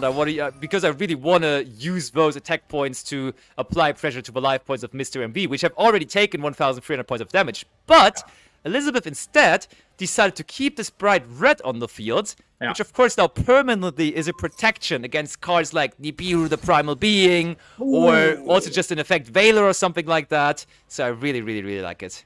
What happened there? Now we have activated Lilla, which is an optional effect to destroy a card on the field. If your opponent doesn't have cards on the field, then sometimes you destroy your... There's Trouble Sunny though, and I think Trouble Sunny might be the trouble we need here for Elizabeth, because look at this. This is 4,500 attack points, but we can also bring back... I think this might be exactly 6,700. Hold on, Leo. We attack with Sprite Red as well. We also have double cross, keep that in mind. We don't even need it though. We go Trouble Sunny. Trouble Sunny will bring back not only one, but both of them here. Alright, and that should be enough damage to attack for game here. Even if there was something that Mr. MV could do, it would be enough with the double cross set and Sprite Red negation. Draws another card, attacks for 1,100 and attacks for 1,100 again. And Elizabeth beats Mr. MV, which makes this super odd in the standings because we have 1-3-0 and 3-1-2 standings. This indeed, as I'm bringing it back over to us here in the casting booth, is quite the tournament. Favi is just sitting there, sitting pretty really, being like, hey, I came here to win, and that's what I did here in round robin. That's really what I kept on showing. My 10 by Dragons are no deck to be joking around with, and therefore he is our guaranteed participant of the finals. And now, our team in the background, of course, They will run the numbers. They will tell us what to do. We don't have to bother with that. But our tournament organizers will tell us what the procedures are going to be now. Will we need a tiebreaker match? Will we need multiple tiebreaker matches? Because as you said, Leo, it's basically, we played a round robin, but they like kind of also did a round trip on who beats who, right? Because the one person beat the other, and then that person beat that, and then that again happened to the next person. So really interesting. Like, do you have an immediate answer on how to solve this now? I have no answer on how to solve this, because even if you play a tiebreaker, you have 3 players in the tiebreaker. So I think that nobody beat Favi J. I have no idea on how to do this, and the good thing is that I'm not responsible for that. So thank goodness. You aren't either. So that's good. I hope that the team in the background will figure this out somewhat. But in the meantime, Basti, what was your favorite game? And especially, what was your favorite moment out of all of those duels? Because the duelists, the Titans, really surprised me here. Same. I gotta say, I immediately said that after game number 1 that I was impressed with the gameplay. And that also still, until this moment, stayed my favorite game. That game 1 between Rohat and Mr. MV. It went up and down and went back and forth. Then we had which now also leads to my favorite moment of the round robin round so far. We had that lava golem for game. Honestly, so many things happening in that first game already. That was crazy. It was just by far my most favorite game. But I think there is a close second to me as well. But tell me yours. Tell me what's your close second, or maybe you have a different favorite moment as well, and then maybe we can agree on that. Well, I think the lava golem win was just absolutely it has to take first marvelous. place. Yeah. We have not seen something like this. I think the closest thing we've seen to this in our commentary career, if you may, was that Julius Schwarzkopf in the YCS final of Lille had to attack into a Terror incarnate, Ubel, and then lost because of the burn damage that it provided. So I think that was kind of similar and as epic. Mm-hmm. But a close second moment was just from the same game. That was an insane one. It really was. It was just the no cards in hand, no cards in the field from Rohat, top deck, rescue Ace Hydrant. One more thing, though, that I really liked from a gameplay perspective actually came from that very last game that we saw there between Elizabeth and Mr. MV. And that was how Elizabeth figured out a way around the there can be only one. With going into the Mosquito first, which is neither a Thunder monster nor a Fiend monster, and therefore is a monster you can summon with a Thunder and a Fiend, even under there can be only one. And then, that being the route to summon out that also powerful machine monster, the Zeus, which then, with this beautiful animation, I keep on saying that, but I mean, if you love Yu-Gi-Oh!, you love the animation of that Zeus there that is happening every time. And that was a moment to witness, honestly. And that was also the moment how she won then. It's like Zeus is doing a cool dance. Yeah, it's just madness, seriously. Send away everything from the field. Zeus is such an iconic card now in the game. Ever since its release, it has been dominating the scene. It fell off a little bit recently because the Exceeds heavy decks that are being played right now, they most of the time lock themselves out of summoning rank 10 Exceeds, so Zeus is not really applicable there, but it is such a good card. Such a fun card to toy around with, because it has one of those effects that I love, the effects that are not absolutely obvious, because it's a quick effect. It can send all the cards except for itself from the field to the graveyard. But if something gets destroyed on your side of the field, and you have a Zeus on the field, you can just attach to Zeus any card from your deck. And that sometimes brings you in such a crazy spot. If you have cards that are useful in the graveyard, you attach them to Zeus, activate Zeus again, and you get more resources.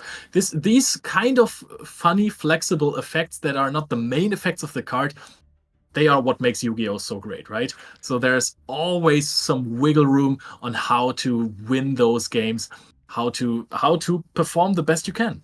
Yeah, Leo, and speaking of some wiggle room, actually, we have a decision on that wiggle situation we're in right now because of these three players having the same score. We have been quite fast in our tournament so far, and therefore the decision of the organizers is that we are playing another round, and we basically decide with a coin toss on who plays who for this round.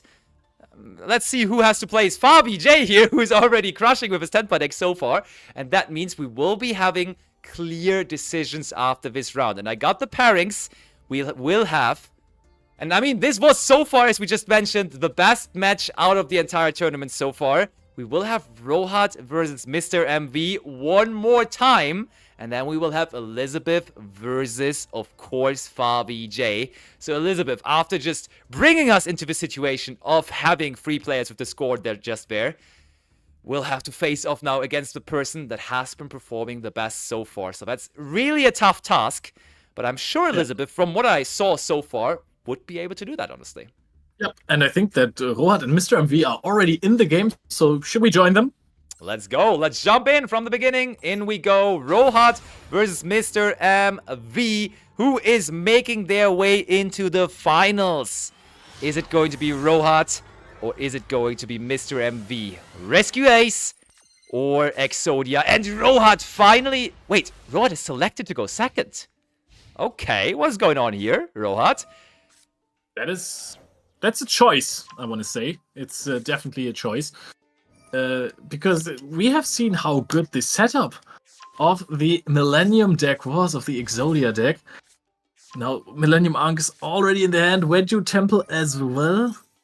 Okay, that's looking insane for Mr. MV. And we're revealing the Millennium Ankh, therefore not having to pay any life points to summon out the Sengen Jin. Shield of the Millennium Dynasty was searched, and we have the chance to now go into the Silhouette Rabbit again. I think this is the first time after game number 1 where Mr. MV is just allowed to do what he wants with his Exodia deck. Yep, that's a big turn. No Fuvalas, no Maxi. Rohat is going to have to go through this with 6 cards only, not 8 this time. Wow. We're going to see the Rabbit. Here's just one more layer of interruption, setting the Azarune. But the question, of course, is maybe Rohat has found a way to figure this all out. Maybe he talked to his coaches and he was like, hey, we're catching the people by surprise here. We will go second and we will just take this deciding tiebreaker game here by storm. It is definitely a risky decision, but sometimes in Yu-Gi-Oh! You do need to make risky decisions. You do have to make a decision that your opponent does not expect, because being unpredictable in Yu-Gi-Oh! Definitely is a huge advantage. This was very predictable though. Mr. MV resolves Millennium Ankh, showing all 5 pieces of the Exodia to summon out the unstoppable Exodia Incarnate. And all of them are still in the deck, which means there are useful cards in the hand of Mr. MV, because the Exodia pieces, as iconic as they may be in this strategy of the Exodia deck, you don't want to draw them. That is true. Setting another card. Things are looking pretty for Mr. MV, but Rohat has already contested that kind of a field in even this tournament. In round number 1, he was able to come back from something like that. But this card, of course, giving Rohat some flashbacks. Exot Fires of the Rage in the first game of the tournament destroyed a total of 5 cards for Rohat.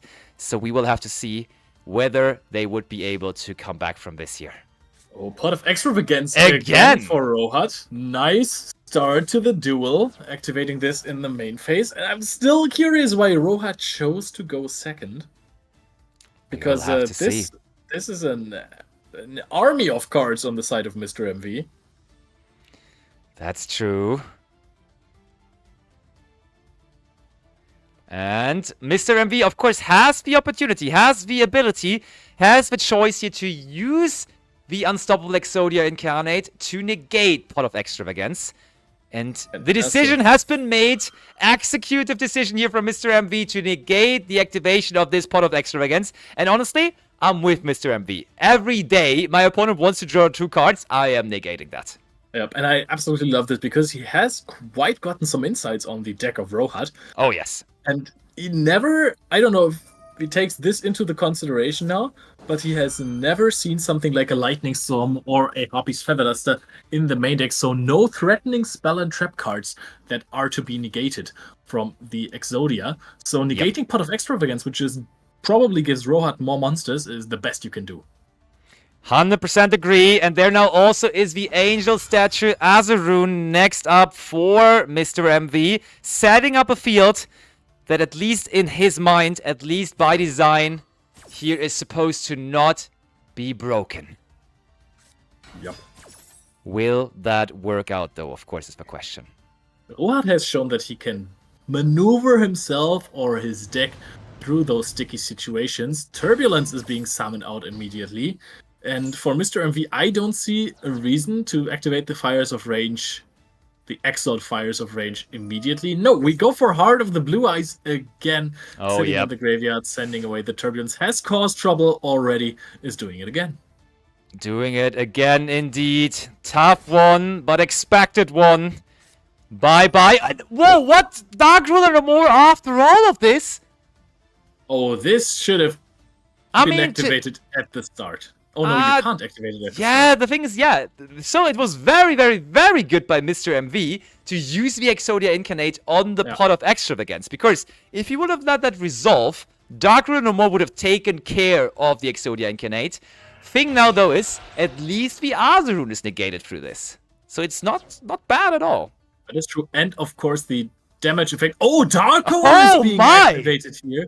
That is huge. That's phenomenal. Taking care of the Heart of the Blue Eyes. Again, one card left in hand for Rohat, because this Dark Hole after the Dark Ruler no more is so good, because the Exodia can't be destroyed by opponent's card effects. However, it can if its effects are negated. That's true. Okay, Veggie Temple now, though, activating.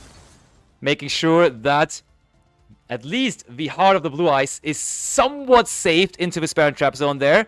I don't know how safe it is there, because we don't really have a way to bring it out from there. Yeah. Last card in hand of Rohat hasn't normal summoned. This is the time to normal summon Rescue Ace Hydrant and search for a Preventer. This is the time where you need to find or to have your Rescue Ace normal summons.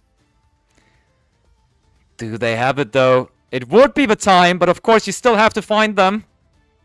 And sometimes you can't influence whether you do or not. Is it here? Rohat is taking his sweet time for this turn. I think if there was a great play, you would have activated it by now. Feels like it, yeah. Very much feels like it, but you never know. Is there not?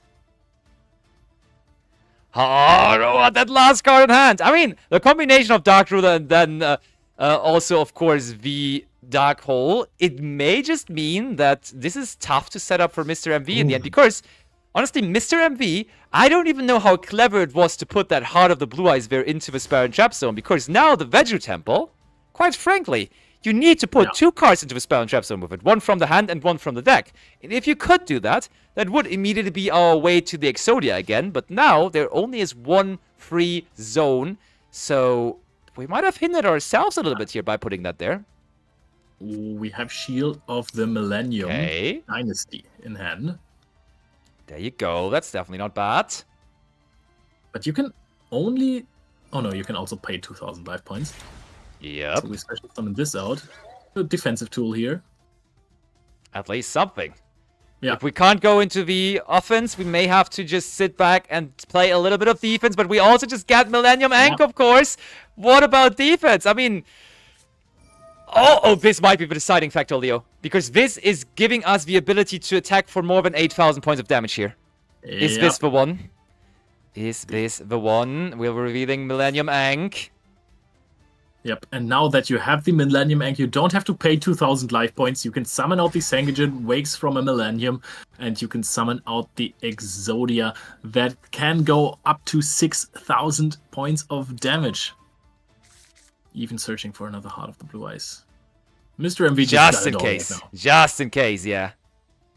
This feels kinda similar to the match we witnessed at the beginning of a tournament, where Rohat was down to only one card, but he got another turn in that situation there. But this time around, I feel like Mr. MV has the ability to deny that one turn.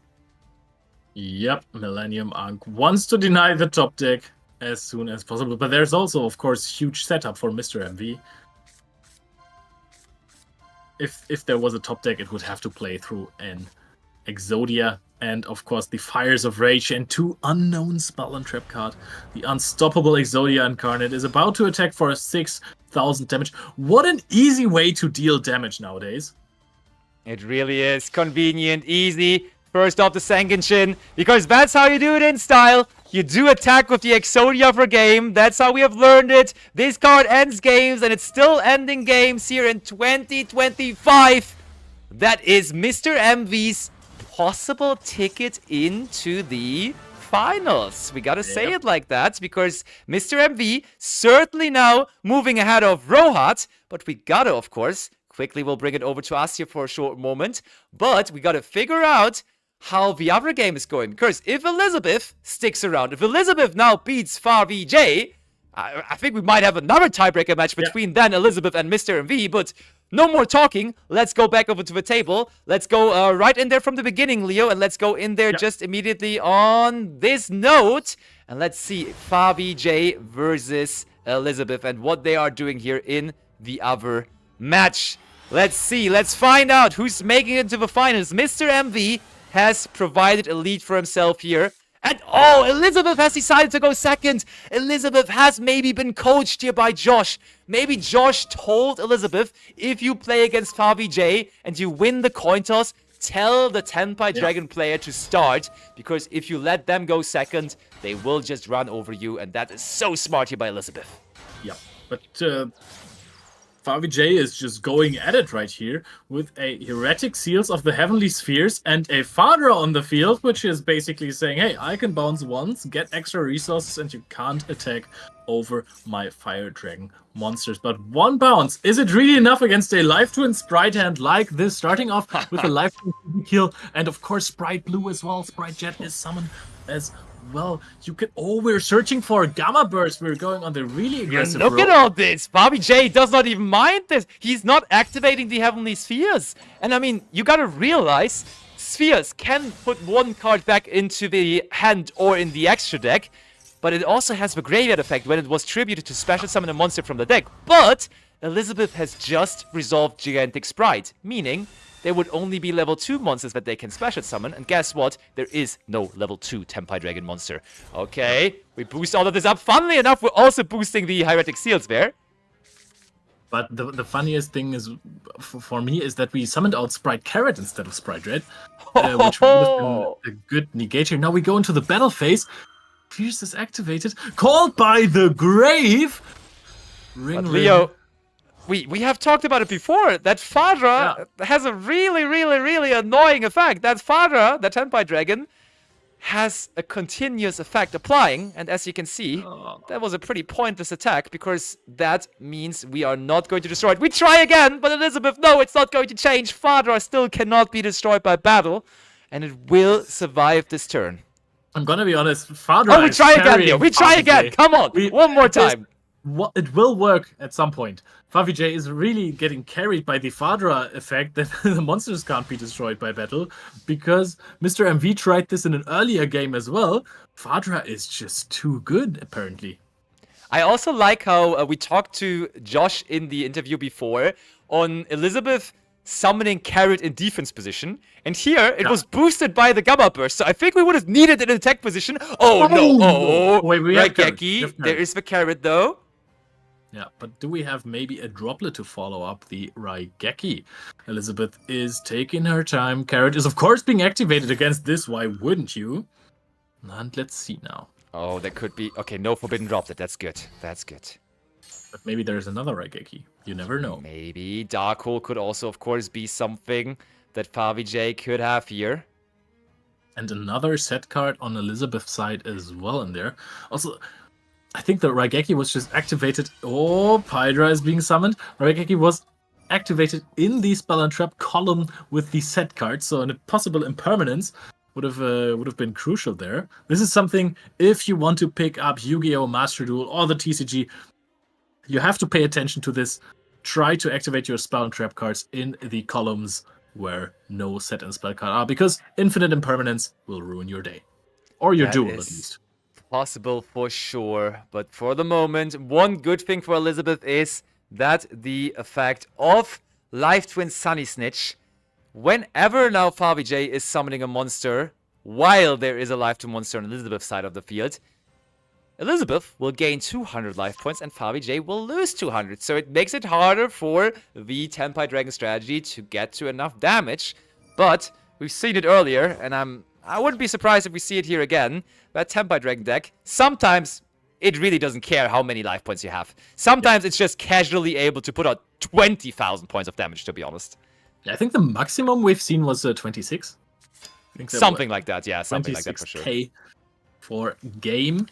Now, Favi J is trying to figure out a way how to maneuver through this, because this looks like summoning in a very iconic monster, Black Rose Dragon, and then trying to summon out the Chandra, but how are you going to do that? How do you summon out Black Rose Dragon without a tuner? Yeah, Sangekeim is being activated.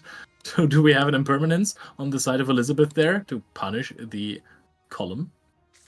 It's Sprite Smashers. Ooh. That is interesting one. Taking out the Fadra could actually be very strong if Favi MJ is not running multiple copies. Yeah, but I honestly think maybe Elizabeth should have waited for the Chandra, because without a Chandra, that could have been tough. Oh no, Elizabeth, that is hopefully one of the first lessons that Josh actually taught you, because that is something all of us have realized at the beginning of our dueling career. We all learned the hard way. Yeah, we all tried back in the day to use Mystical Space Typhoon, or for example, a Raigeki, a Darkhold, or something like that. We tried to destroy those cards, and we were like, yeah, I will destroy it. But destroying a card when it was already activated for, in that case, a quick spell, does not mean that it will not resolve. So Elizabeth has kind of given up on Sprite Smashers there, because the Sangekeim is still resolving, and that will be tough to realize for Elizabeth here. And you know what else is kind of troublesome here? Sprite Carrot has not tributed one of the evil twins, so those can't be activated either. Right now, true. Lila or Kizikil can't activate their effects because the counterpart is already on the field. Now we're attacking over Kizikil, which is a very smart choice, because Kizikil is not interrupting your plays whatsoever. It is just going to draw a card when it returns to the field by evil twin Lila. If Kizikil summons back the Lila, then you can destroy a card on your opponent's side. But Favi J, of course, doesn't want that to happen. He maneuvers through these fields like an absolute pro. This is very impressive. And I mean, also, of course, Favi J probably plans on this battle phase being the last phase of the duel. And therefore, the Life Twins only being able to activate in the battle phase, in the main phase rather, makes it somewhat easier to maneuver through here for the Favi J and his Fire Dragons. Yup, Chandra activates here. Going to use a Pydra. Is this Biden Dragian time? Do we figure out the tiebreaker in this very game? Have we determined the opponent for Favi J? Has he determined himself that Elizabeth won't be it? Activates Biden Dragian. Indeed. So we have all the clear... I can break it down to you how it would look like if Elizabeth wins here. Because if Elizabeth loses, we have a very clear scenario. Then it would only be Mr. MV from France having a 2-2 record, moving on into the finals against Favi J, who's still undefeated. But if Elizabeth can somehow pull this out again, Elizabeth would qualify for the finals. But of course, right now, it's looking like there is some help needed. Yep, it's looking very grim, because the Tenpai Dragons can, of course, all activate their effects to basically quick synchro summon in the battle phase. Fadra hasn't even activated the effect to summon something back from the graveyard. We're trying to win this with the main deck monsters, apparently, on Favi J's side.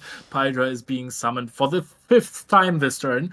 Attacks for 1,700 more damage, and there is so much more damage to spare here. Favi J can summon out so many more monsters. Fadra is being activated now. Might go for a possible level 10 synchro. The Transcendence, or the Sangenpai Transcendent Dragian is going to be summoned out. Nothing can be activated from Elizabeth. 3,000 damage to go. 3,000 damage are dealt, and I think that we now have our grand finals at our hands. Enough is enough. 3,000 damage, the final blow. Elizabeth, even though fighting hard, will be defeated here by Favi J. And honestly, the more I say the name of Favi J, it really is shaping up like it is Favi J's tournament here. Quickly bringing it back over to us here in the casting booth.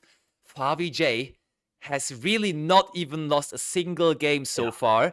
Favi J, even with this new situation right there, being confronted with the situation to go first, managed it like an absolute pro. And that will bring us the finals between the Titans of Italy and France. It will be Favi J versus Mr. MV. It will be Tenpai Dragons versus Millennium Exodia. Yeah, That's neat. The Tenpai Dragons have looked so incredibly dominant so far. It's hard to imagine a world in which it doesn't win, but this could be very, very cool. You remember the interviews with the coaches that we have? Oh yeah, I do. In the beginning, Mangaka said that they are afraid. Italy is very afraid of the Exodia deck. For sure. Also, Favi J struggled the most versus Mr. MV. He eventually ended up winning, but this is where he struggled the most. So I think this is going to be a really, really exciting one, especially if Mr. MV decides to let the Tenpai players start here. Oh yes, that might be something that he should be doing. I mean, to be fair though, Leo, let's talk strategy here. If you are Mr. MV and you do win the coin toss against this Tenpai Dragon strategy, do you really do that? Do you let them start? Or do you just say, hey, I'm playing Exodia, I'm setting up one of the best fields that there is in the game, I want to go first no matter what? I mean, that It's depends tough, right? how well you can play through light interruptions, because that's what the Tenpai player sets up. Yeah. It is not too many interruptions. It's just a little bit of a seal, and maybe you can't attack over these monsters. True. You have to remove them in a different way. If Mr. MV feels capable of doing that, then I think going second is the play, definitely. Okay, interesting. We shall see, of course. That is something we will have to figure out when the players are getting into the action, which is not just the case yet. But really, honestly, the interviews before even the first duel of this Master Duel of the Titans started kind of gave us the right direction, right? Because we were both saying, hey, Italy and France, they look really well prepared here. They really, the coaches brought some energy into the team. They really brought some good strategies with them. They brought some valuable advice to the players. They really guided them into the direction that might be winning them the entire tournament. And now it will be exactly those two. But Leo, tell us again on how the whole tournament mode now changes. Because we were just in round robin. We were just playing one player against each other. Just a quick best of one, all of that. But how is it going to look like now in the grand finals? I mean, now it's going to be best of 3 for Mr. MV versus Favi J. This is a single elimination match. This is win it or lose it. If you win 2 out of 3 matches here, you are the Duel of the Titans champion. Oh yes, you are. And who does not like to be that? Who wants to be the final Titan coming out on top? Who is going to be it? I will see. Are they already setting up? Are they already preparing?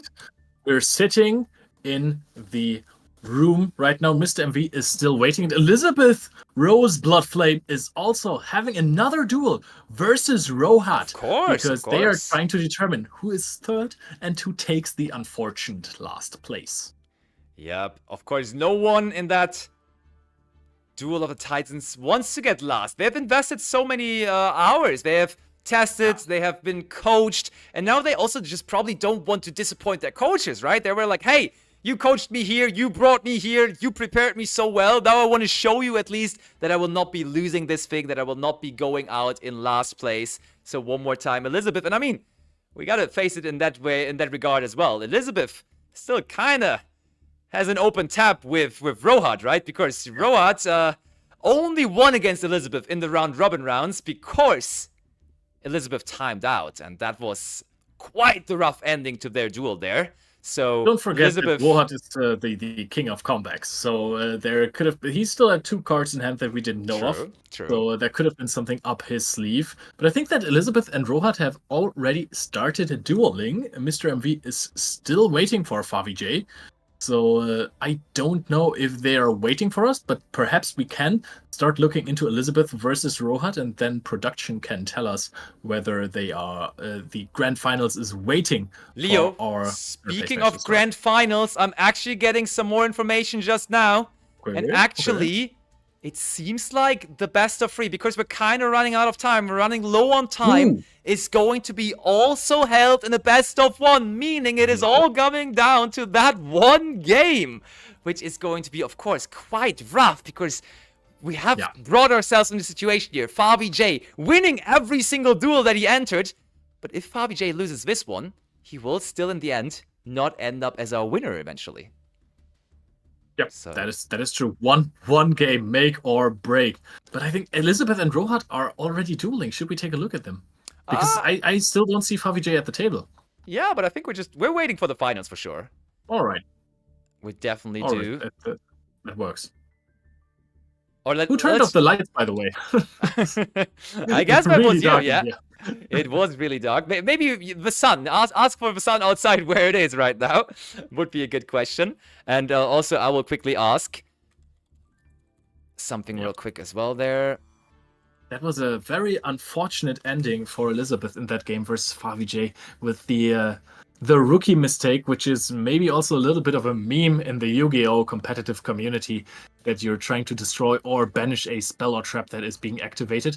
Sometimes it actually does basically stop the effect from resolving, but that is only if it is a continuous spell card or a field spell card, and if they are activating their effects and you get them off the field, then you actually stop the effect from resolving, which is sometimes extremely crucial. This is why cards like Cosmic Cyclone are so good.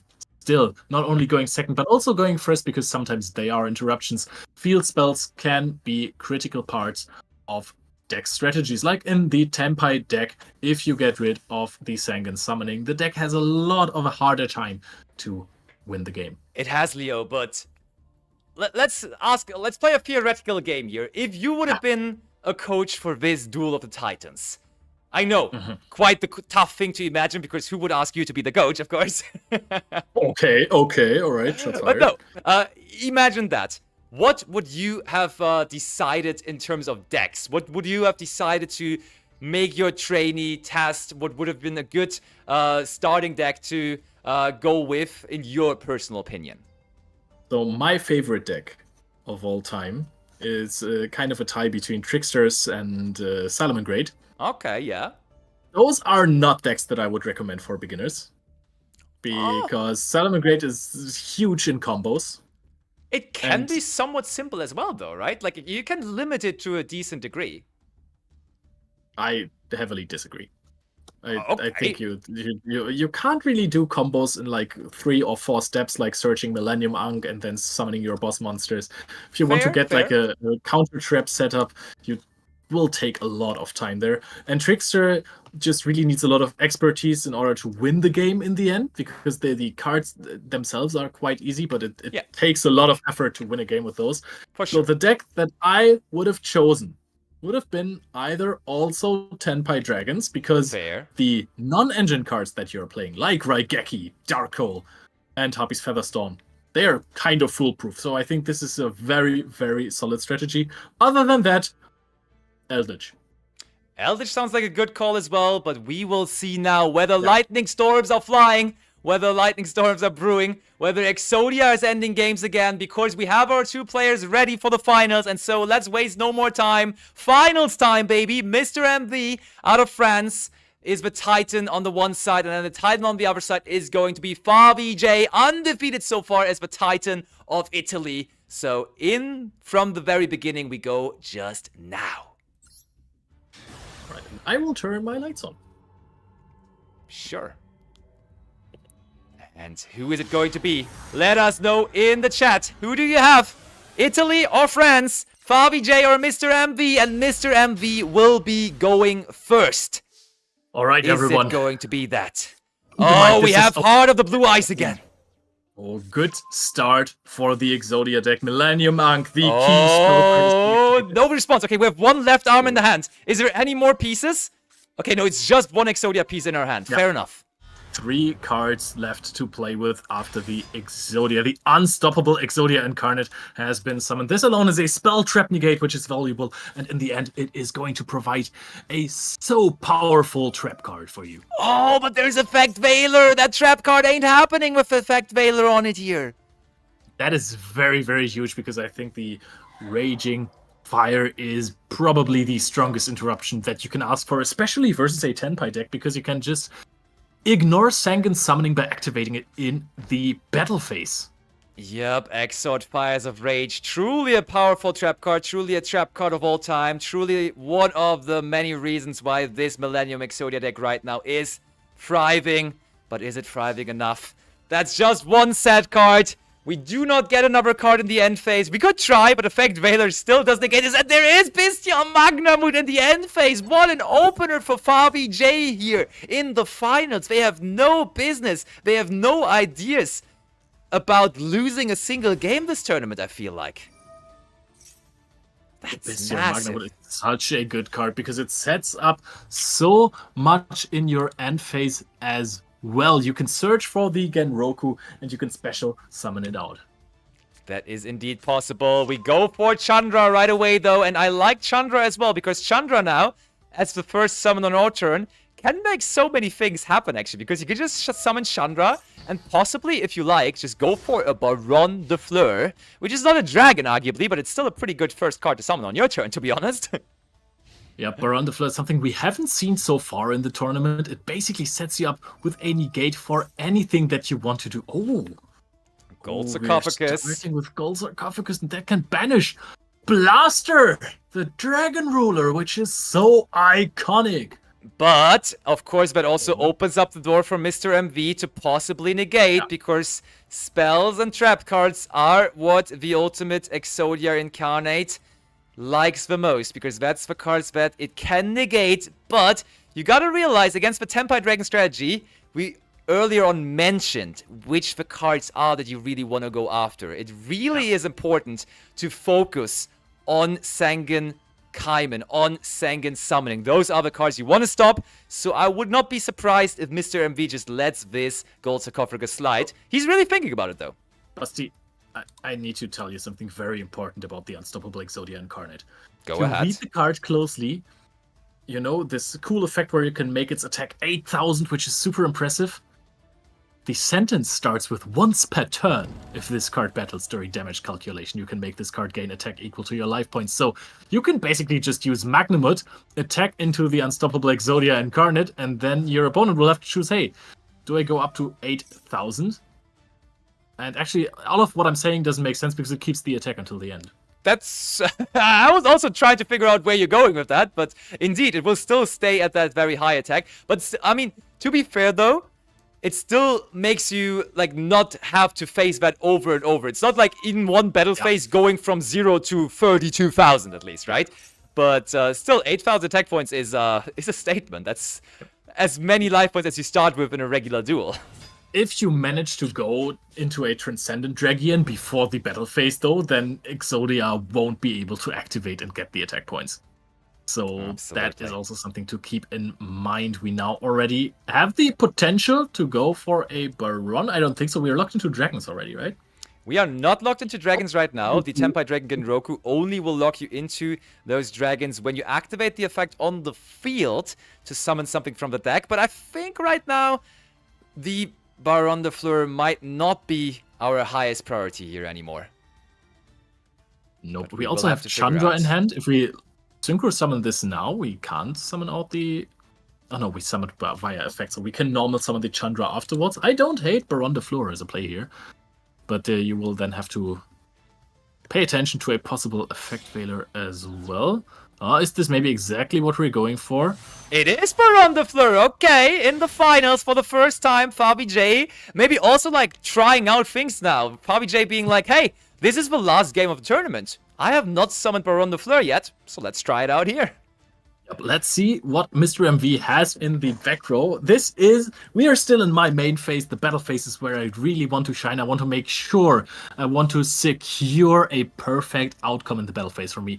Favi J is running the Tempai Dragon strategy, which wants to win games in one turn in your first battle phase that you get. And Baron de Fleur is a monster that does such a good job at securing this.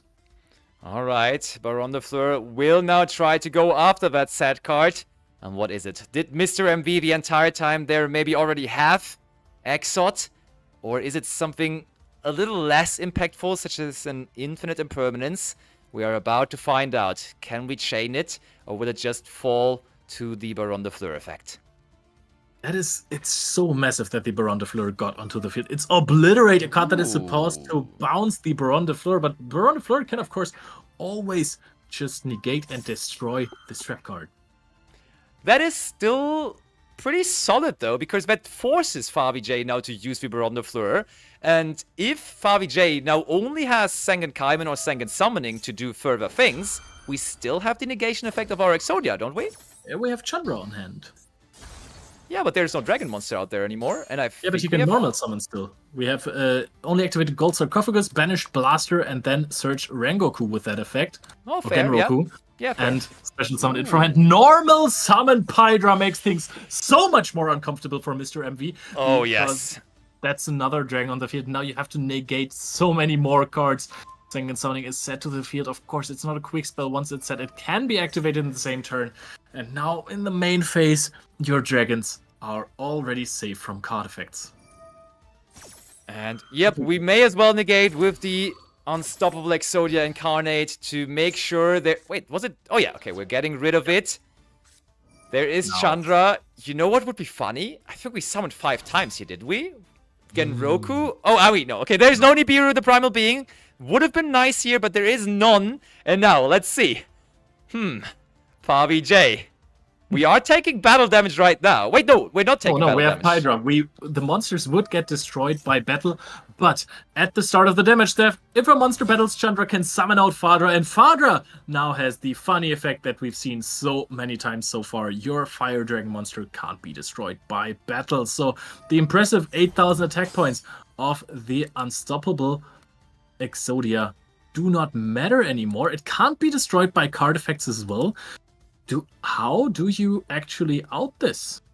I think I have a pretty good solution, Leo. All right. That card is Black Rose Moonlit Dragon. Yeah, if we play that card, that is a very powerful Synchro 7 monster, which allows us to target one monster on the opponent's side of the field and then put it back into the hand, or for extra deck monsters, respectively, back into the extra deck. Is that the card we're going to go for here? It is the Black Rose Moonlight Dragon, and that says goodbye to Exodia.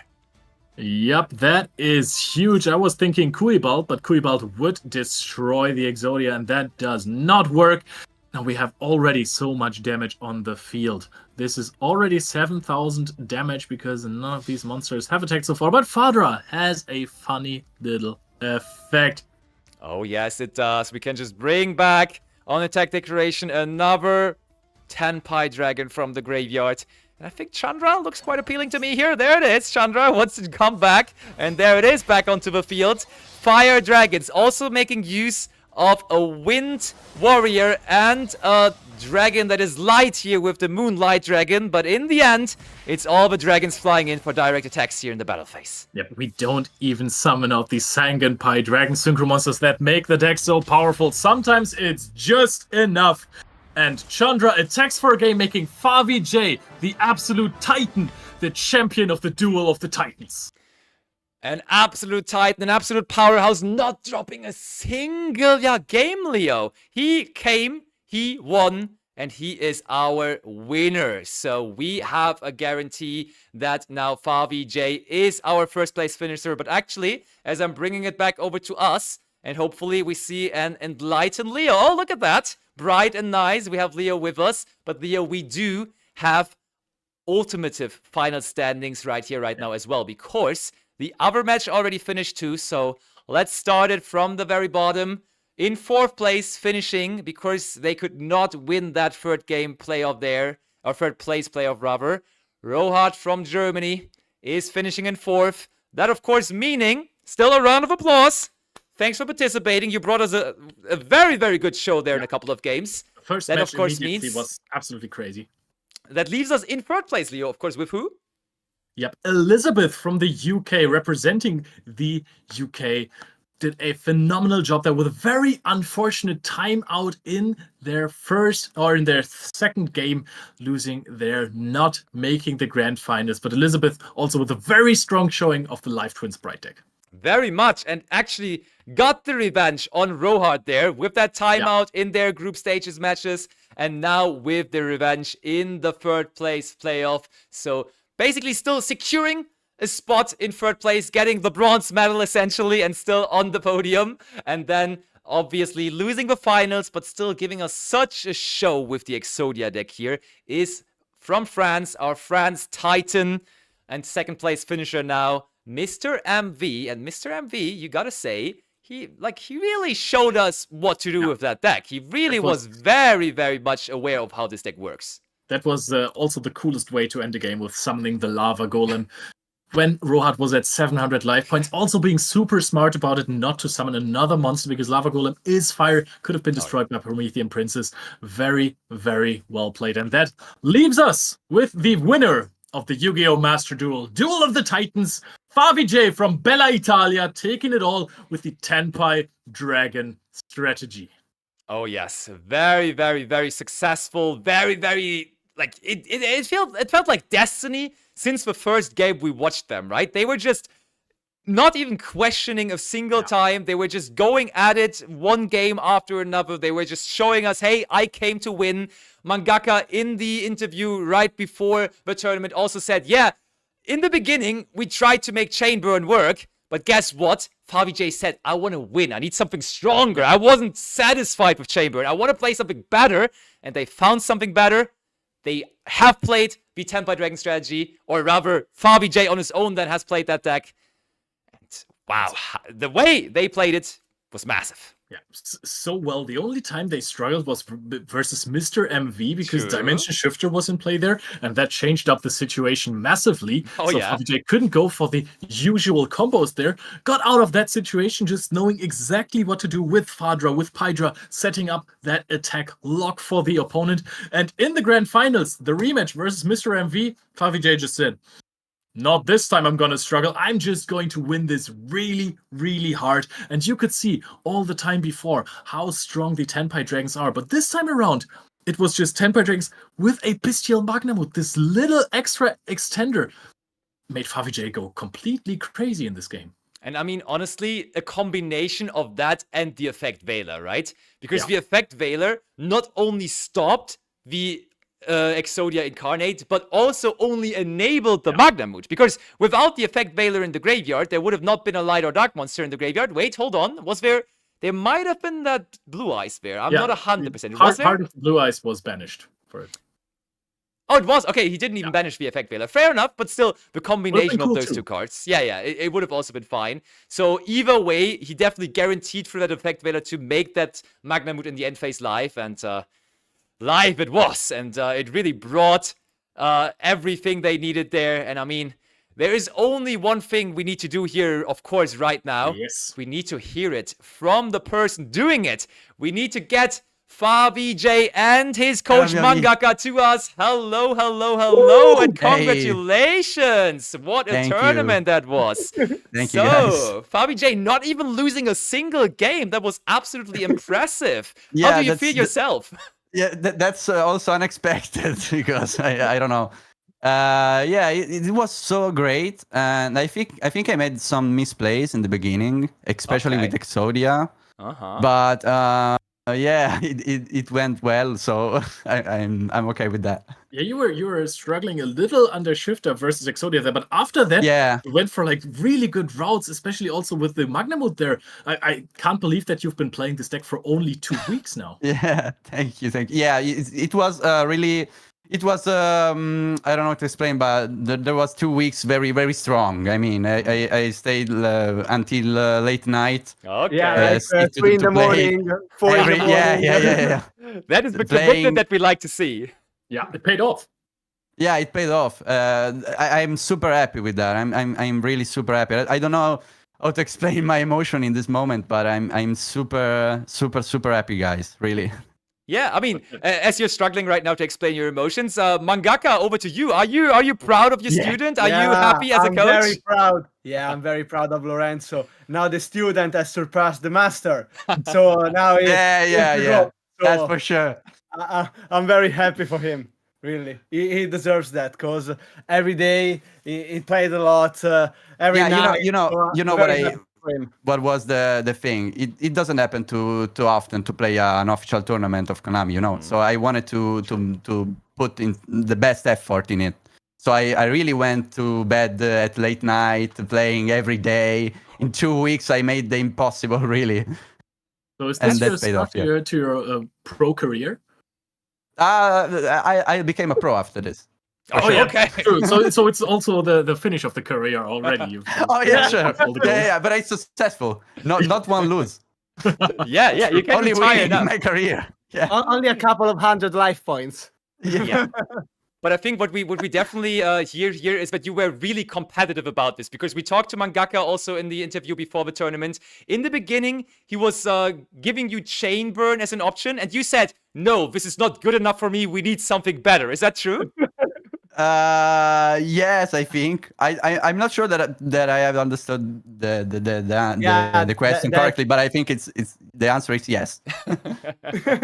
The fact, I think the best play that I made, it was when against the England, they made me start at first, and Tenpai, when you start first with Tenpai, you're weak, so you need to contain, and that was a great play, I think, because with Fadra we made a great defense, and it went great. That's it. I think it's stopped them from winning the game against you, basically. Yeah, so, and that was good, I think.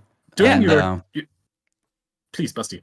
Yeah, actually, Fadra was kind of your mascot in that tournament as well, right? Because multiple opponents just kept on not respecting your Fadra, because in multiple matches, they just, they attacked into your Fadra, and then they realized, oh, nothing is happening here. Yeah. That's the magic of Fadra, actually. it is magical even to me.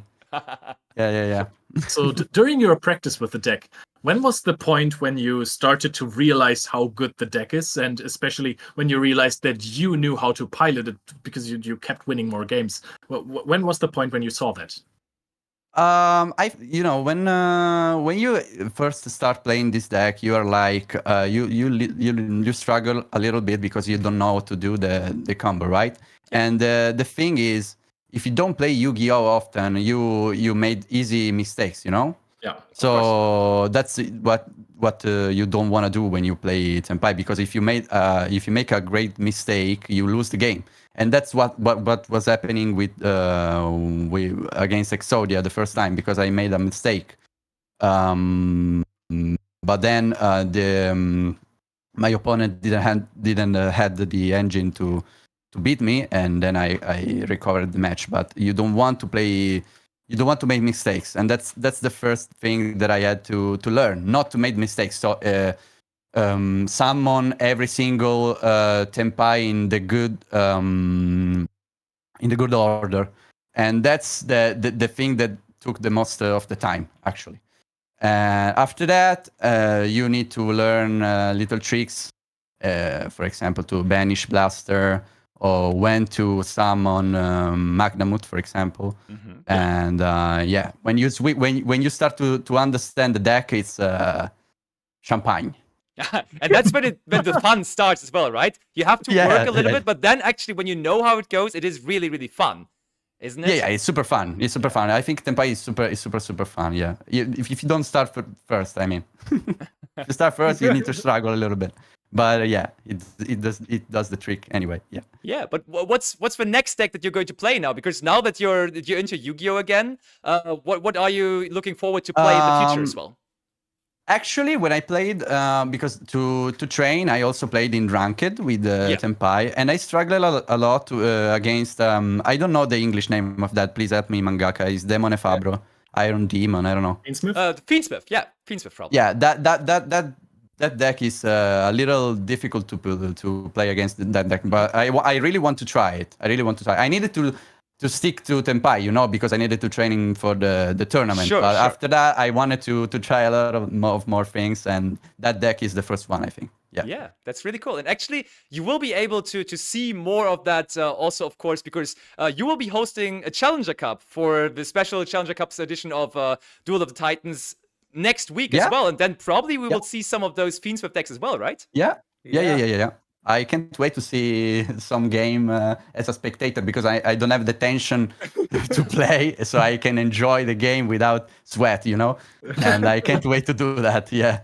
I mean, that's why we're commentating all of these events as well, right? Yes. We can't handle the pressure otherwise. Yeah.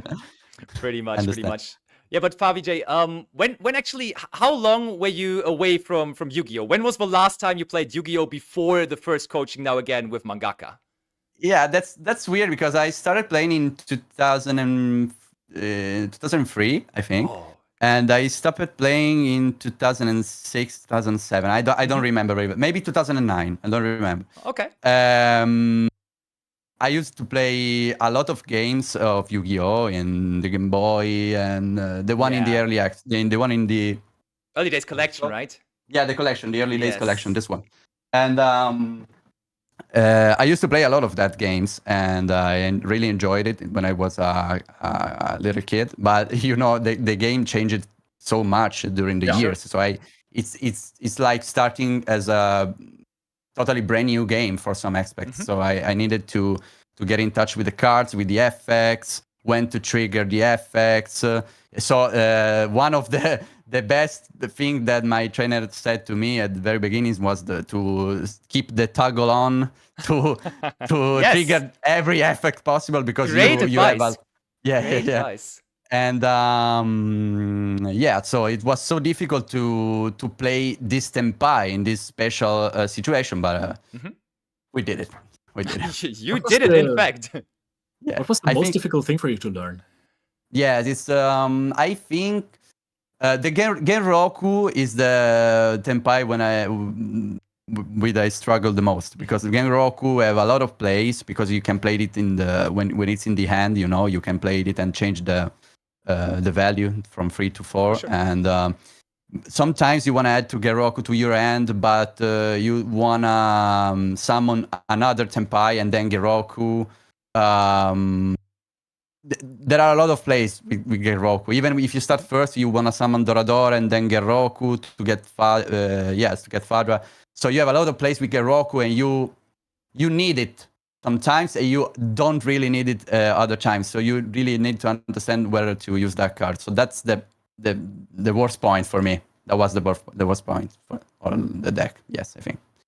But yeah, I mean, you managed to do so in the finals there. You used Genroku to your own way of victory there, and it was successful. And something we were wondering about, how often did you summon Baron de Fleur before the finals? Because that's not a card you summon too often with this deck, yeah, right? I like 3 or 4 times, not too much really, because I wasn't sure about that summon because I wanted to destroy that card, the Obliterate. It's the name, the Obliterate. But when you play against Exodia, the first thing that I want to do is to remove Exodia from the field, you know? So I didn't want to play that card first, but the thing is, if you don't play that card first, you lose the game. So you want to play the Baron to destroy that card first, and then everything else. But if you see Exodia, you get scared. Of course, you see a really big, strong card, so you're scared that you want to leave it as soon as possible. So sometimes you need to wait a second and understand the plays that you want to do. And Baron saved me really in that occasion. Yeah. But we were prepared to play the other card. I don't know the English name, the Dragon of the Lights and the Moon. I don't know the English name. Yeah. Of course. And we trained a lot to play that card against Exodia because I think it's one of the few effects that you can use against Exodia. The other one is to put an impermanent on it. He need to deny an impermanent, and then you go with the storm to destroy all the cards, and yeah. But I didn't draw any of that card, so that was the only play that I could do, I think. Yeah. I'm honestly very impressed with your knowledge about the deck as well. Yeah, but it's the only thing that I did in the past weeks. Full-time Yu-Gi-Oh player now. I swear. Yeah. Thank you for that.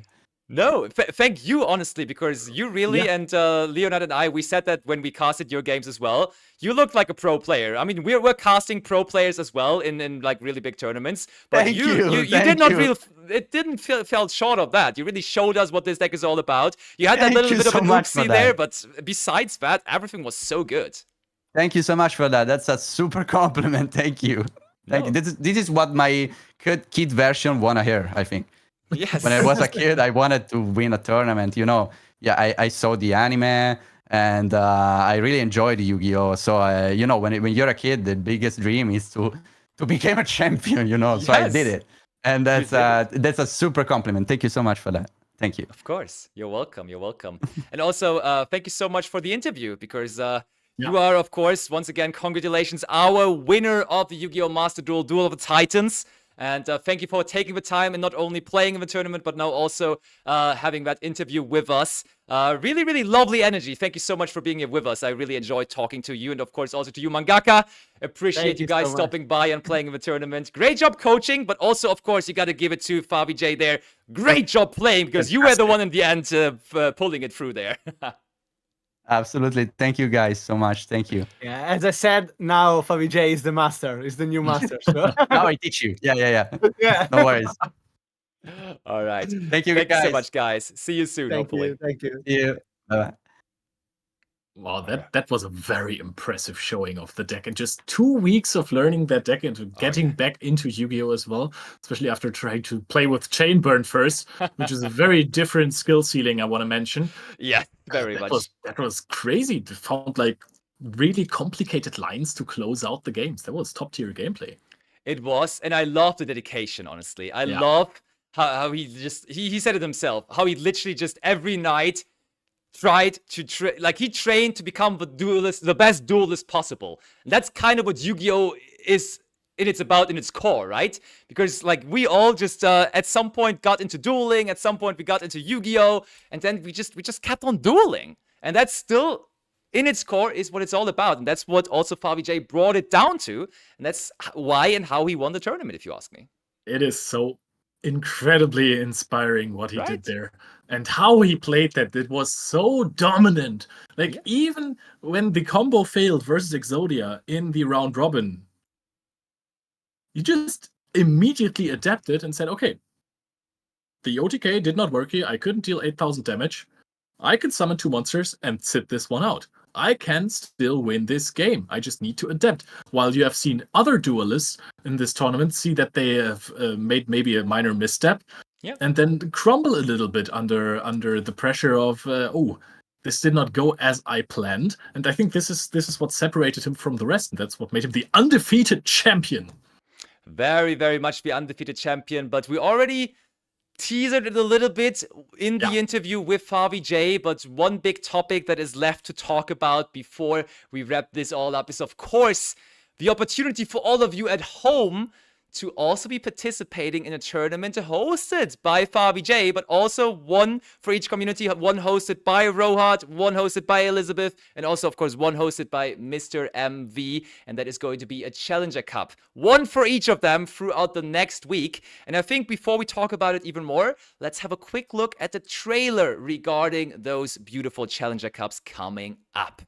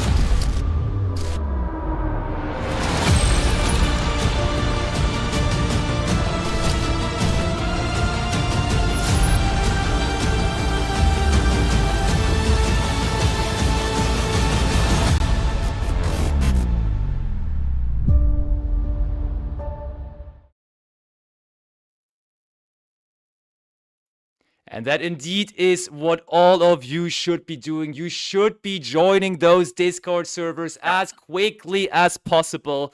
You can find all the information about those beautiful Challenger Cups for this Yu-Gi-Oh! Master Duel of the Titans project that we have here. Just go to Yu-Gi-Oh! Card EU and check out the social media channel, either on X or on Instagram, and you'll find all the links you need to play in those tournaments yourself. Because the most important thing about all of that is they're all free to enter, and they have incredible prizes. Yeah. Incredible prizes. Of course, on the socials, you will also find coverage about other tournaments, about more Yu-Gi-Oh! And I think that's at the end of the day what it's all about. We all want more, even more Yu-Gi-Oh! In our lives. Yeah, and I mean, those tournaments, you today got already a little bit like of a taste test of competitive Yu-Gi-Oh! You got the Titans getting into the game, training hard to already be the best version of themselves and then battle it out against the other Titans. But there, you're going to play against players from all over Europe, or in that case, specifically when you're entering, for example, the tournament for the Germans, you will play against other Germans. For the English ones, you got to play against other UK people, so on and so forth. And of course, you will be able to get through that tournament, enjoy that tournament together with your content creator that you saw today. And therefore, of course, that will be casted by, I believe, not only the content creators that play today here, the Titans, but also the coaches. So the coaches will join them and will probably give you some more insight on different decks as well. So you should either immediately now go there and sign up yourself to play in the Challenger Cup, or at the very least, you should be tuning in throughout the week for those great tournaments. Yeah, because then you're going to see truly top level gameplay. This was a good taste, as you said, Basti, but those are duelists that have been grinding for years now, that have been in the game for a long time, that have been successful in big tournaments. Those are the absolute pros, and I can't wait to see those amazing duels again. Very much. And I mean, we said great prizes, but I'm just giving you a little bit of a teaser. Actually, in those tournaments that are limited to 256 players per every tournament, the first place out of 256 players goes home with a gaming PC. Second place, PlayStation 5. I'm just dropping those things here, but those are massive prizes. And then on top of that, you even get some cool swag connected to the game of Yu-Gi-Oh! Master Duel. So there is like some plushies and stuff. You should not miss out on that, I'm telling you. Yep, couldn't agree more. Get some cool sleeves, get some game mats, get everything, hoodies. It is incredible, all that the world of Yu-Gi-Oh! Has to offer. And of course, even if you go home without a prize, you will still have fun and the thrill, the excitement of dueling in your own home. You will absolutely. And Leo, as per usual with you, and as per usual with the game of Yu-Gi-Oh! Master Duel, it was a thrill today to get through all of those matches. I really enjoyed watching that. I came in with high expectations for our Titans, but they also did not disappoint me a single bit. Even, I would say, they have gotten more than that. They have even surprised me in a positive way. They delivered more than I even expected. I was very, very excited and impressed by all of the gameplay. I cannot wait. And honestly, Leo, I'll tell you now, I will jump into that German Challenger Cup myself. I will try to play against both other people. I will try to see whether I can hold myself in that competition. So if you want to play against me or Leo, you might, for that reason, also jump into that cup as well. I'm also registered. Okay, okay. So I'm also going to compete in this one, but I'm not casting that one. I'm going to compete in this one. I can't wait. Still don't know which deck to play. This is also very fun aspect of the game, to sit at home tinkering on your deck. Which cards will I play? Which cards will I leave to the side this time around? It is just an overall amazing experience before and during the tournament. And if you win or just had fun with your friends, also after the tournament. It is indeed all about the fun, all about the beauty of the game. Yu-Gi-Oh! Master Duel, an absolute treat. Now, for a little over 3 years, I'm very happy that this has become such a great part of our Yu-Gi-Oh! Community. Very, very happy that we got to witness another great tournament of Yu-Gi-Oh! Master Duel together today. So thank you for that, Leo. Thank you, everyone at home, for watching the show with us. I hope everyone enjoyed as well. If yes, please let us know now in the chats. Tell us, hey, I was here until the very end. Hey, I enjoyed this so much. Hey, my favorite Titan did win in the end, and I will play in those Challenger Cup. I would absolutely love that. So, Leo, I think you found perfect closing words. in the end, it's all about the love of the game, right? We love Yu-Gi-Oh! We love Yu-Gi-Oh! I hope you at home also love Yu-Gi-Oh! So with that being said, until not very, very far away, talk to you soon with all the Yu-Gi-Oh! In the world. Bye-bye. Until then, see you soon.